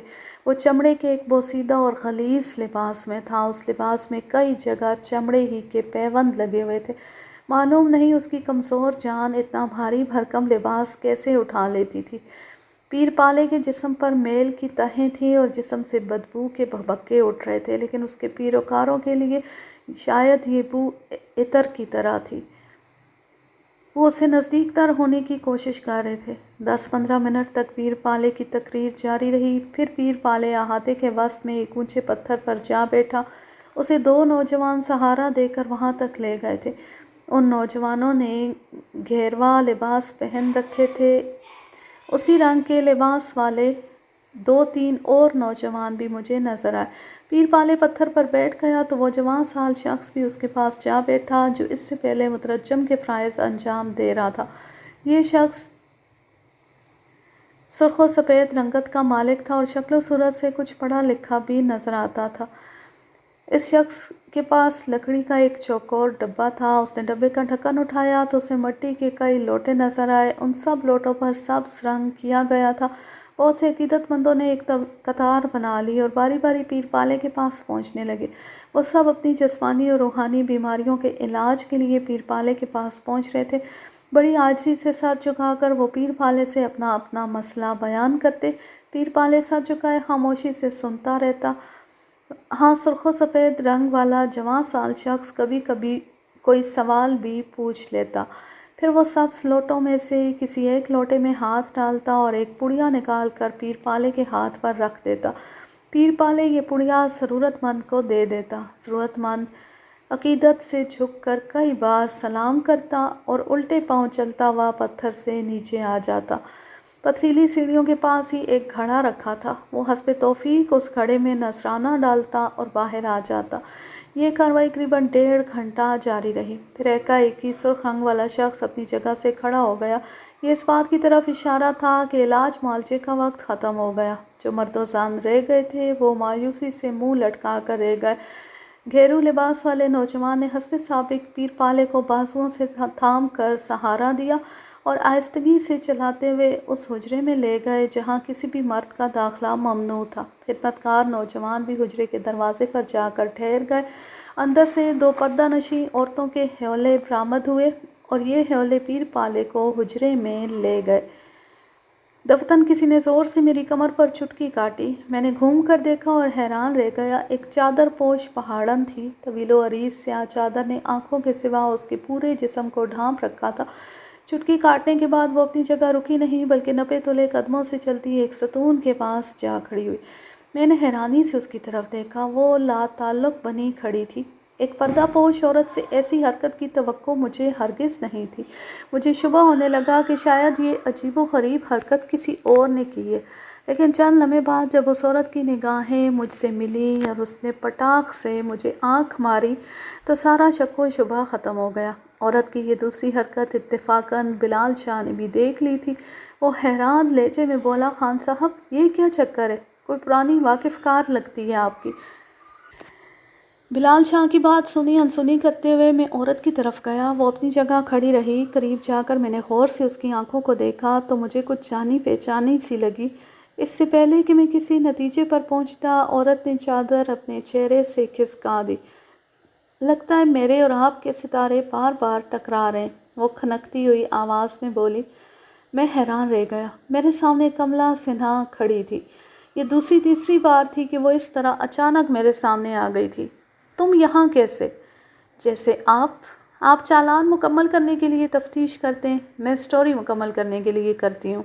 ویسے بھی آپ کا ساتھ کچھ اچھا سا لگنے لگا ہے۔ پتہ نہیں کیا بات ہے کہ وہ کچھ کہتے کہتے چپ ہو گئی، لیکن جہاں اس کی زبان خاموش ہوئی وہیں سے اس کی خوبصورت آنکھوں نے بولنا شروع کر دیا، اور یہ وہی بات تھی جس کو سمجھنے کی کوشش میں ہزاروں سال سے مرد کا بیڑا غرق ہو رہا ہے۔ اس خوبرو برہمن زادی کی نیت میں مجھے شروع سے کچھ گڑبڑ نظر آ رہی تھی۔ اب یہ گڑبڑ کچھ اور واضح ہو کر سامنے آ گئی تھی۔ میرے خیال میں تمہاری میری اتنی بے تکلفی نہیں کہ تم مجھے یوں چٹکیاں کاٹتی پھرو۔ میں نے چٹکی بے تکلفی جتانے کے لیے نہیں کاٹی۔ میرے پاس آپ کے لیے ایک بے حد اہم اطلاع ہے۔ کیسی اطلاع؟ میں نے ایک کھوج لگایا ہے۔ آپ نے وہ پڑیاں دیکھی ہیں جو پیر پالے اپنے مریضوں کو دے رہا تھا؟ میرا خیال ہے میں جان گئی ہوں کہ وہ پڑیاں کس چیز سے بنتی ہیں اور کون بناتا ہے انہیں۔ کب سے ہو یہاں؟ پچھلے 5 روز سے جان ہتھیلی پر لیے پھر رہی ہوں، اور پتہ ہے کس کی خاطر؟ اچھا پھر کبھی بتاؤں گی۔ وہ ایک دم بات بدل کر بولی۔ مجھے اس کی آنکھوں میں ایک چنچل سی سرخی نظر آ رہی تھی۔ خیر، اب کیا چاہتی ہو؟ آپ اپنے ساتھیوں سے کہیں کہ وہ واپس چلے جائیں، میں اور آپ یہیں رہیں گے۔ شام سے 1 گھنٹہ پہلے یہ خانقاہ بالکل خالی کر دی جاتی ہے۔ خانقاہ کے خاص خادموں کے سوا کوئی یہاں نہیں رک سکتا، لیکن ہم دونوں رک جائیں گے۔ کیسے رکیں گے یہ میں آپ کو بعد میں بتاؤں گی، اور وہ چیز بھی دکھاؤں گی جو یہاں کے سادہ لوگوں کی نگاہ سے اب تک اوجھل ہے۔ میں نے تیزی سے سوچا اور فیصلہ کیا کہ مجھے کملا کی بات مان لینی چاہیے۔ میں نارمل قدموں سے چلتا واپس بلال شاہ اور نائب صوبیدار کے پاس پہنچا۔ وہ برآمدے میں دوسرے عقیدت مندوں کے درمیان کھڑے تھے اور چائے کی سبیل سے چائے ملنے کا انتظار کر رہے تھے۔ میں نے ان سے کہا کہ وہ واپس چلے جائیں، میں آج رات یا کل صبح خود ہی آ جاؤں گا۔ کملا کے بارے میں نے ان کو بتا دیا کہ وہ ایک مشہور ہندی اخبار کی رپورٹر ہے اور اسی سلسلے میں یہاں گھوم رہی ہے جس سلسلے میں ہم آئے ہیں۔ بلال شاہ مجھے ایک طرف لے جا کر کہنے لگا، خان صاحب، پچھلے کچھ دن سے مجھے بہت بری خوابیں آ رہی ہیں، آپ ذرا احتیاط سے کام لیں۔ کچھ لوگ واقعی کالی زبان والے ہوتے ہیں، جو بددعا دیں فوراً لگ جاتی ہے۔ میرا مطلب ہے یہ پیر پالے کچھ نہیں کر سکتا، یہ پیر پالے۔ میں نے اس کی بات کاٹ کر کہا، اور جہاں تک برے خوابوں کا تعلق ہے تو تم رات کو کھانا کھاتی سو نہ جایا کرو۔ جتنا کھانا تم کھاتے ہو تمہیں چاہیے کہ کھانے کے بعد کم از کم امرتسر سے جالندھر تک دوڑ لگاؤ۔ میں مذاق نہیں کر رہا ہوں خان صاحب، مجھے تو لگتا ہے کہ پیر پالے کی بددعا سے پہلے ہی برے وقت کے آثار نظر آنے لگتے ہیں۔ یہ جو خوبصورت بلا آپ کے ارد گرد گھوم رہی ہے، کہیں کوئی نقصان ہی نہ کر جائے آپ کا۔ بلال شاہ، اس میں تمہارا قصور نہیں، تمہاری فطرت ہی ایسی ہے۔ جہاں کوئی عورت میرے ارد گرد دیکھتے ہو تمہارے پیٹ میں مروڑ اٹھنے لگتا ہے۔ میرے خیال میں یہ کوئی نفسیاتی بیماری ہے۔ مجھے واپس جا کر تمہیں کسی ڈاکٹر کو دکھانا پڑے گا۔ اس شام تو میں اور کملا اپنے پروگرام پر عمل نہ کر سکے کیونکہ شام سے 2-2.5 گھنٹے پہلے ہی اچانک گھیرو لباس والے خادموں نے خانقاہ لوگوں سے خالی کروا لی۔ غالباً وہ فرش اور دیواریں وغیرہ دھونا چاہتے تھے، لیکن اگلے روز ہمیں موقع مل گیا۔ ہم 4:30-5 بجے تک خانقاہ میں زائرین کے درمیان گھومتے پھرتے رہے۔ پھر کملا نے مجھے اشارہ کیا، میں اس کے پیچھے پیچھے چلتا اندرونی برآمدوں میں آ گیا۔ یہاں بڑے طاقدانوں میں چربی کے چراغ جل رہے تھے اور چربی کی بو در و دیوار میں رچی بسی تھی۔ منقش لکڑی کا ایک قدیم زینہ برآمدے سے کسی بالکنی یا گنبد میں جاتا تھا۔ اس زینے کے نیچے ایک تاریک سا خلا بن گیا تھا۔ اس خلا کے پاس پہنچ کر کملا کچھ دیر نارمل انداز میں کھڑی رہی۔ میں نے دیکھا سیاہ چادر کے اندر سے اس کی حسین و جمیل آنکھیں کسی وحشت زدہ ہرنی کی آنکھیں لگتی تھیں۔ وہ بڑی تیزی سے قرب و جوار کا جائزہ لے رہی تھی۔ پھر ایک دم اس نے میرا بازو تھاما اور مجھے لے کر زینوں کے تاریک خلا میں گھس گئی۔ یہ بڑی مختصر سی جگہ تھی، بمشکل 2 مربع فٹ رہی ہوگی۔ ہم ایک دوسرے سے چپکے کھڑے تھے۔ کملا کے گداز نشیب و فراز میرے جسم سے پیوست تھے۔ بلال شاہ مجھے اس حالت میں دیکھتا تو جھگڑالو سوکن کی طرح مرنے مارنے پر آمادہ ہو جاتا۔ ہم 4-5 منٹ خاموشی سے اپنی جگہ کھڑے رہے۔ خانقاہ کے کمروں اور برآمدوں میں لوگوں کے چلنے پھرنے اور باتیں کرنے کی آوازیں آ رہی تھیں۔ میں نے کملا کے کان میں سرگوشی کی، اور کتنی دیر یہاں رکنا ہوگا؟ کیوں، کیا بات ہے؟ اس نے عجیب سے لہجے میں پوچھا، جیسے کہہ رہی ہو اتنی خوبصورت تنہائی میں کھڑے ہو اور پھر بھی پریشان ہو، تم انسان ہو کہ مٹی کے مادو ہو؟ پھر بھی کچھ پتہ تو چلے۔ بس آدھ پون گھنٹہ۔ دھیرے دھیرے خانقاہ کی چہل پہل کم ہو رہی تھی۔ آخر آدھ پون گھنٹے میں وہاں قریباً خاموشی چھا گئی۔ اب صرف اکا دکا خادمین کی مدھم آوازیں ابھر رہی تھیں۔ کملا سنہا نے 10-15 منٹ مزید انتظار کیا، پھر مجھے لے کر وہ زینوں کے نیچے سے نکلی۔ ایک ستون کی اوٹ میں رک کر کچھ دیر برآمدے کا جائزہ لیتی رہی، پھر میرے ہمراہ تیزی سے ایک آہنی دروازے میں داخل ہو گئی۔ سفید رنگ کے اس دروازے پر سارا دن ایک لٹھ بردار خادم کھڑا رہا تھا، لیکن اب یہ انتظام نظر نہیں آ رہا تھا۔ ہم آگے پیچھے چلتے ایک راہداری میں داخل ہوئے، پھر چند زمین دوز زینوں تک پہنچ گئے۔ میرے لباس میں سرکاری ریوالور موجود تھا اور میں کسی بھی وقت اسے ہاتھ میں لے سکتا تھا۔ وہ کلاٹ زینے تھے۔ زینوں کے آخر میں ایک اور دروازہ نظر آیا۔ دروازے کو کنڈی لگائی گئی تھی، لیکن کنڈی میں تالا نہیں تھا۔ کملا نے ہونٹوں پر انگلی رکھ کر مجھے محتاط رہنے کا اشارہ کیا اور پھر بڑی چابکدستی سے آواز پیدا کیے بغیر کنڈی کھول دی۔ ہم دروازہ کھول کر اندر داخل ہوئے۔ کملا نے دروازہ بند کر دیا۔ آپ کی دائیں جانب طاق میں ماچس اور چراغ ہے۔ کملا کی سرگوشی ابھری۔ میں نے اندھیرے میں ٹٹول کر چراغ روشن کیا۔ تہہ خانے میں مدھم سی روشنی پھیل گئی۔ ایک جانب دیوار گیر الماری نظر آ رہی تھی۔ اس الماری میں بہت سی انگریزی دوائیں ڈبوں اور بوتلوں میں بند رکھی تھیں۔ بالکل کسی ڈسپنسری کا منظر نظر آ رہا تھا۔ ایک جانب گولیاں وغیرہ پیسنے کے لیے 2 بڑے بڑے ہاون دستے رکھے تھے۔ ان ہاون دستوں کے پاس ہی سفید کاغذ کی پڑیوں کا ڈھیر لگا تھا۔ کملا نے ایک پڑیا اٹھا کر مجھے دکھائی۔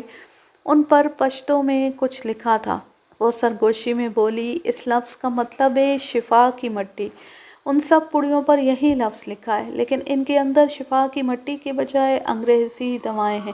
سب میں گولیاں پیس کر بھری ہوئی ہیں، کسی میں اسپرین ہے، کسی میں کونین، کسی میں پینسلین اور اینٹی بائیوٹک۔ وہ سرخ و سفید رنگ والا شخص جو خود کو مسلمان ظاہر کرتا ہے، حقیقت میں ہندو ہے۔ جگدیش کمار نام ہے اس کا۔ میں نے اس کمرے میں اس کی ساری باتیں سنی ہیں۔ میرے خیال میں وہ کسی ڈاکٹر کا کمپاؤنڈر رہا ہے۔ خانقاہ میں آنے والے ہر مریض کے لیے شفا کی مٹی کا انتخاب وہی کرتا ہے، لیکن پڑیا وہ اپنے ہاتھ سے نہیں دیتا بلکہ پیر پالے کو تھما دیتا ہے۔ دفتن میں چونک گیا۔ کہیں بالکل پاس سے مجھے باریک مدھم سی آواز آئی تھی۔ میں نے سر اٹھا کر دیکھا۔ یہ آواز ایک روشن دان سے پھوٹی تھی۔ یہ روشن دان فرش سے قریباً 15 فٹ کی بلندی پر تھا اور اسے لکڑی کے تختے جوڑ کر بند کر دیا گیا تھا۔ میں نے اندازہ لگایا کہ دواؤں والی الماری پر چڑھ کر اس روشن دان تک پہنچا جا سکتا ہے، مگر مسئلہ لکڑی کے تختوں کو اکھاڑنے کا تھا۔ یہ تختے کافی مضبوطی سے جمے نظر آتے تھے۔ جیسا کہ بعد میں پتہ چلا، یہ روشن دان پیر پالے کے حجرے میں کھلتا تھا اور اسی لیے اسے تختے لگا کر بند کر دیا گیا تھا۔ ابھی میں سوچ ہی رہا تھا کہ روشن دان تک پہنچنے کی کوشش کی جائے یا نہیں کہ اچانک سامنے والی دیوار پر ایک سایہ لرزا۔ میں نے تیزی سے مڑ کر دیکھا۔ میری یہ عجلت کام آ گئی، ورنہ لوہے کی میخوں والی ایک نہایت وزنی لاٹھی کملا کا سر لہو لہان کر دیتی۔ میں نے یہ وار لاٹھی کے درمیان سے اپنے ہاتھ پر روکا اور پھر ایک لمحہ ضائع کیے بغیر ٹانگ کی بھرپور ضرب حملہ آور کی چھاتی پر ماری۔ وہ پشت کے بل دواؤں والی الماری سے ٹکرایا۔ کئی شیشیاں لڑک کر فرش پر گریں اور چکنا چور ہو گئیں۔ کملا کے ہونٹوں سے دبی دبی چیخ نکلی اور وہ ایک کونے میں سمٹ گئی۔ اس سے پہلے کہ حملہ آور سنبھل کر دوسرا وار کرتا اور مجھے دفاع پر مجبور ہونا پڑتا، میں نے جوابی حملہ کیا اور لپک کر اس کی گردن اپنے بائیں بازو میں جکڑ لی۔ اس کے ساتھ ہی میں گھوم کر اس کی پشت پر آیا اور میرا 38 بور ریوالور اس کی کنپٹی سے جا لگا۔ خبردار، میں نے سرد لہجے میں کہا۔ جو ہی حملہ آور ذرا ڈھیلا پڑا، کملا نے جھپٹ کر اس کے ہاتھ سے لاٹھی چھین لی۔ ہم تھوڑی دیر اپنی اپنی جگہ بے حس و حرکت کھڑے رہے۔ مجھے خطرہ تھا کہ بوتلیں ٹوٹنے کی آواز سن کر کوئی اس طرف متوجہ ہو جائے گا، لیکن حیران کن طور پر ایسا نہیں ہوا۔ جب مجھے اطمینان ہو گیا کہ کوئی اس طرف نہیں آئے گا تو میں نے گھیرو لباس والے ہٹے کٹے خادم کی گردن میں ریوالور کی نال کو سیڑھی اور اسے حکم دیا کہ وہ اپنے پیر و مرشد کا دیدار کرائے۔ چند لمحے بعد ہم پیر پالے کے حجرہ شریف کے سامنے کھڑے تھے۔ دروازے کے سامنے پہنچ کر خادم اڑیل ٹٹو کی طرح رک گیا۔ نہیں، اب آگے نہیں جائے گا، وہ ٹوٹی پھوٹی اردو میں بولا۔ تیرا تو باپ بھی جائے گا۔ دیکھو تم جو کوئی بھی ہے، پیر پالے کا بددعا نہ لو، تمہارا زندگی برباد ہو جائے گا۔ اس چار دیواری سے اپنے قدموں سے چل کر باہر نہیں جائے گا تم۔ میں نے اس کی کھوپڑی پر ریوالور کا دستہ جمایا۔ ایسی تیسی تیرے پیر پالے کی۔ چل دروازہ کھول، ورنہ بھیجا نکال کر ہاتھ پر رکھ دوں گا۔ خادم لرزتا کانپتا آگے بڑھا۔ اس نے بند دروازے پر دستک دی۔ کملا نے اس سے پشتو میں کچھ کہا۔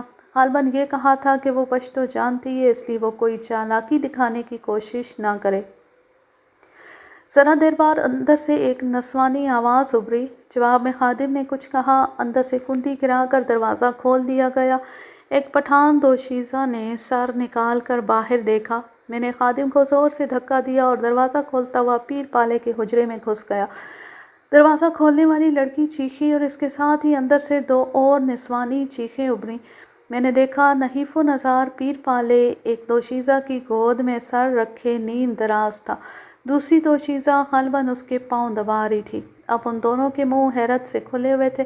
کملا نے پھرتی کے ساتھ حجرے کا دروازہ اندر سے بند کر دیا۔ یہ ایک مضبوط دروازہ تھا اور اس میں اندر کی طرف لوہے کا بولٹ لگا ہوا تھا۔ باہر سے زبردستی دروازہ کھولنے کی کوشش کی جاتی تو یہ کام آسان نہیں تھا۔ اس ٹھٹری ہوئی تاریک شب میں اس ویران خانقاہ کے حجرے میں ایک پیر نما بدبودار بوڑھا اپنی 3 خادماؤں، ایک خادم اور 2 مہمانوں کے ساتھ بند ہو چکا تھا۔ یہ ایک وسیع حجرہ تھا اور اس کے اندر بھی 2 کمرے موجود تھے۔ میں نے ڈری سہمی خاتماؤں کو فوراً ایک کمرے میں بند کر دیا گیا۔ اب بڑے حجرے میں پیر پالے اور ہم دونوں کے سوا اور کوئی نہیں تھا۔ حجرے کے طاقوں میں خوشبودار چراغ جل رہے تھے، دیواریں اور چھت منقش لکڑی کی تھی، فرش پر نمدے بچھے تھے اور حجرے کے بیچوں بیچ ایک گڑھے میں کوئلے دہک رہے تھے۔ پیر پالے اپنی گھنی سفید بھوؤں کے پیچھے سے یک ٹک ہمیں دیکھ رہا تھا۔ ضعیف لوگوں کی طرح اس کا سر مسلسل ہلتا چلا جا رہا تھا۔ کیا بات ہے؟ وہ بہت مدھم آواز میں بولا۔ مجھے یہ جان کر حیرانی ہوئی کہ وہ پشتو آمیز لہجے میں اردو بول سکتا ہے۔ ہم تمہاری بد دعا لینے آئے ہیں۔ سنا ہے تم بندے کو کھڑے کھڑے راکھ کر دیتے ہو۔ کیا بک بک کرتے ہو؟ وہ پوپلے منہ میں زبان گھما کر بولا۔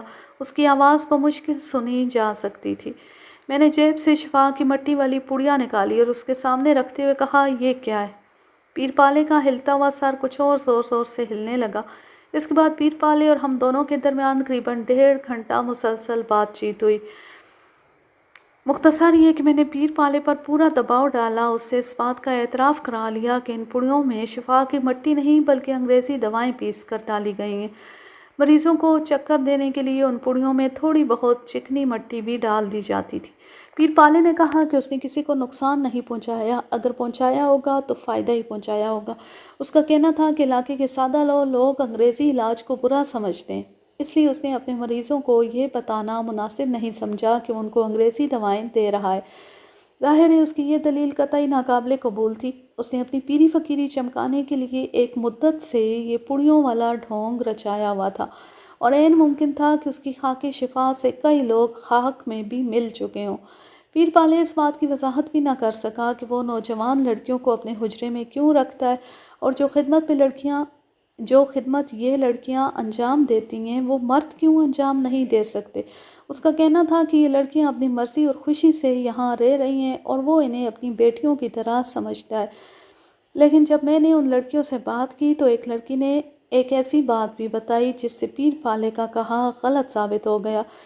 کوئی باپ اپنی بیٹی سے مرد اور عورت کے تعلقات کے بارے میں کھل کر بات نہیں کرتا، لیکن پیر پالے ایسا کرتا تھا، بلکہ وہ اس گفتگو میں اس حد تک آگے نکل جاتا تھا کہ کوئی شریف آدمی تصور بھی نہیں کر سکتا۔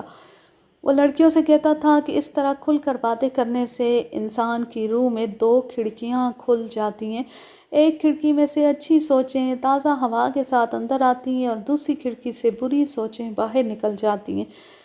یہ 2 کھڑکیاں کھولنے کے لیے یہ جنونی بوڑھا لڑکیوں سے گھنٹوں مرد اور عورت کے نازک تعلقات پر باتیں کرتا تھا۔ وہ لڑکیوں سے شرمناک سوالات پوچھتا تھا اور ان سے کہتا تھا کہ وہ بھی اس سے سوال کریں۔ وہ عورتوں اور مردوں کی خاص بیماریوں کے بارے میں بھی نوجوان لڑکیوں سے بلا روک ٹوک گفتگو کرتا تھا۔ تاہم تینوں لڑکیوں نے یہ دعویٰ کیا کہ پیر پالے یا اس کے کسی خادم نے کبھی ان کے ساتھ کوئی نازیبا حرکت نہیں کی۔ ان 3 لڑکیوں میں شاہینہ بھی شامل تھی۔ اس نے اپنے باپ کا نام صمد خان بتایا اور اقرار کیا کہ وہ گل حسن کی تایا زاد بہن ہے۔ میں نے تینوں لڑکیوں سے علیحدہ علیحدہ بھی بات کی۔ شاہینہ چاہتی تھی کہ وہ اس ماحول سے نکل جائے، لیکن والدین کی بے عزتی اور عزیز و اقارب کے طعنوں کا خوف اتنا زیادہ تھا کہ وہ ایسا سوچتے ہوئے ڈرتی تھی۔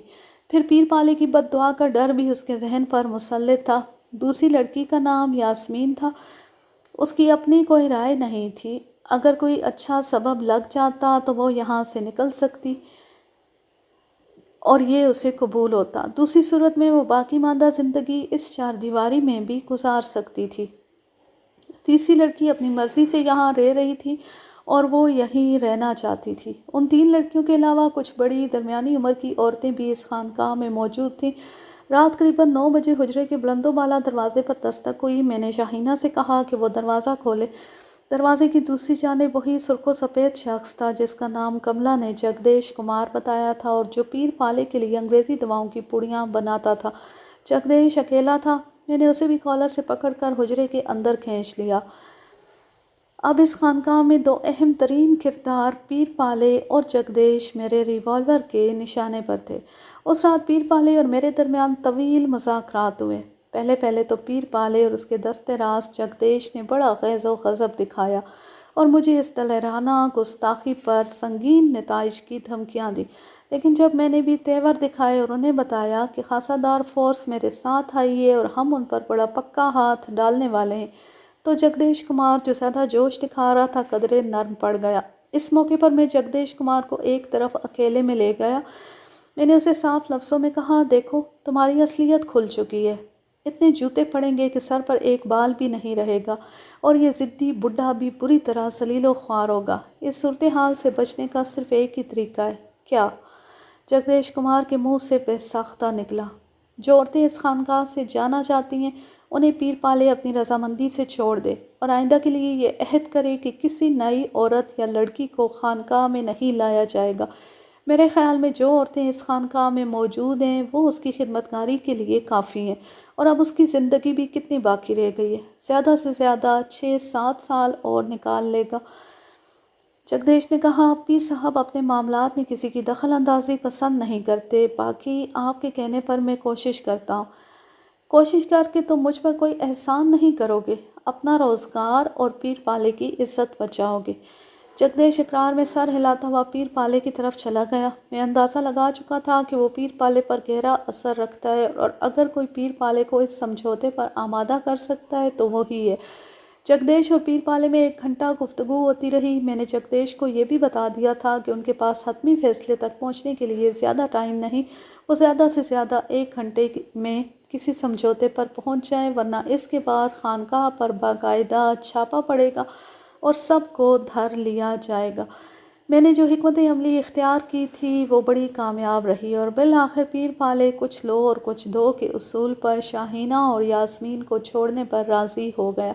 تاہم باقی عورتوں کے بارے میں اس نے کوئی وعدہ نہیں کیا۔ اس نے کہا کہ وہ سب کی سب عمر رسیدہ ہیں اور اپنی خوشی سے یہاں رہ رہی ہیں۔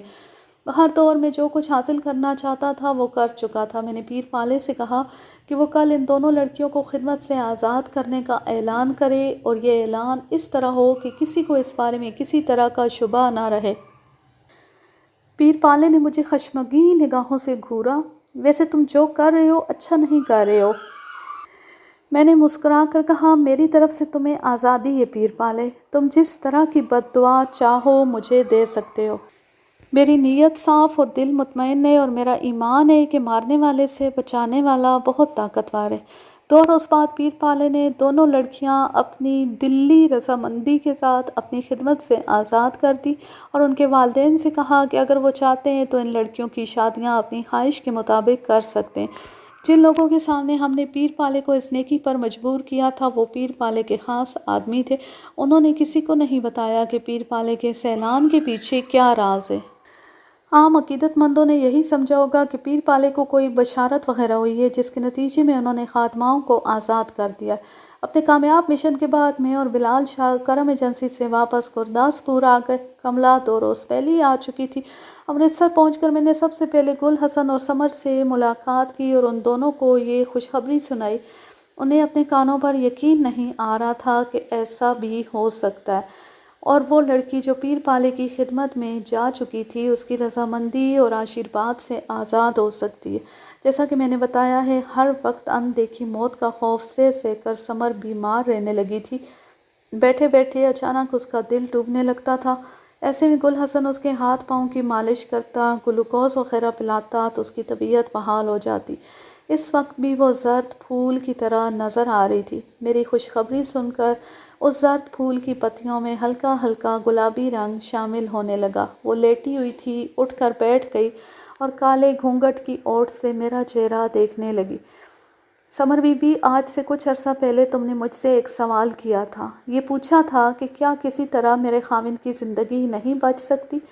آج میں اس سوال کا جواب لے کر آیا ہوں۔ مجھے یقین ہے کہ اللہ نے چاہا تو ہم اپنے مقصد میں کامیاب ہوں گے، اور اکبر خاں کے خاندان سے تم لوگوں کا خونی جھگڑا ہمیشہ کے لیے ختم ہو جائے گا۔ میری بات سن کر سمر کی آنکھوں میں مسرت کے آنسو چمکنے لگے۔ مسرت کے یہ آنسو میرے لیے بڑے سے بڑے ایوارڈ اور اعزاز سے بڑھ کر تھے۔ اسی روز میں نے سعد خاں اور ملک بخش سے ملاقات کی اور انہیں بتایا کہ گل حسن نے ان کی شرط قبول کر لی ہے۔ شاہینہ نامی لڑکی کو پیر پالے کی خدمت سے آزاد کرا لیا گیا ہے، اور اس کا رشتہ شاہین خاں سے کر دیا جائے گا۔ 1 ہفتے کے اندر اندر یہ سارے معاملات طے ہو گئے۔ لڑکی کے والدین کو بھی اس رشتے پر رضامند کر لیا گیا۔ لڑکی اور لڑکے یعنی شاہینہ اور شاہین خاں میں پہلے سے بھی معمولی جان پہچان موجود تھی۔ ان تمام معاملات سے فارغ ہونے میں مجھے قریباً 3 ہفتے لگ گئے۔ قبائلی قاتلوں سے گل حسن کی جان چھوٹ گئی تو مجھے یوں لگا کہ میری اپنی جان بھی کسی بڑی مصیبت سے چھوٹ گئی ہے۔ میں کئی روز بعد تھانے پہنچا اور اپنے دفتر میں بیٹھا تو اچانک کملا سنہا کا خیال آ گیا۔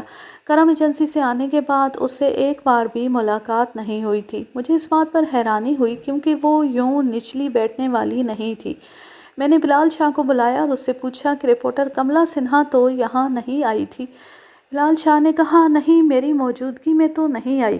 7-8 روز بعد اپنے سنتری خدا بخش کی زبانی مجھے پتہ چلا کہ جن دنوں میں دوبارہ کرم ایجنسی گیا ہوا تھا، کملا 3-4 دفعہ میرا پوچھنے آئی تھی۔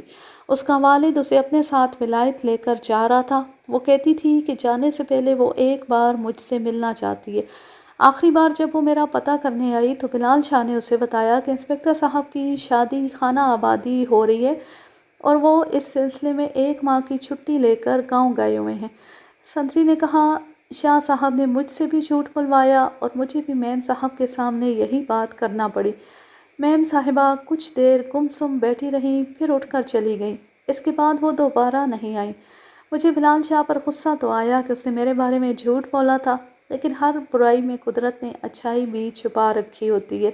میں سوچنے لگا کہ بلال شاہ ایسا نہ کرتا تو معلوم نہیں اس اوٹ پٹانگ لڑکی کی حماقتیں کہاں تک پہنچتی اور اس سے جان چھڑانے کے لیے مجھے کیا کیا پاپڑ بیلنا پڑتے۔ یوں یہ زبردست کہانی اپنے اختتام کو پہنچی۔ اب میں لیتی ہوں آپ سے اجازت۔ جہاں رہیں خوش رہیں، شاد و آباد رہیں، ہنستے مسکراتے رہیں اور اس تھوڑی بہت ڈسٹربنس کو برداشت کر لیا کریں۔ اللہ حافظ، اللہ نگہبان۔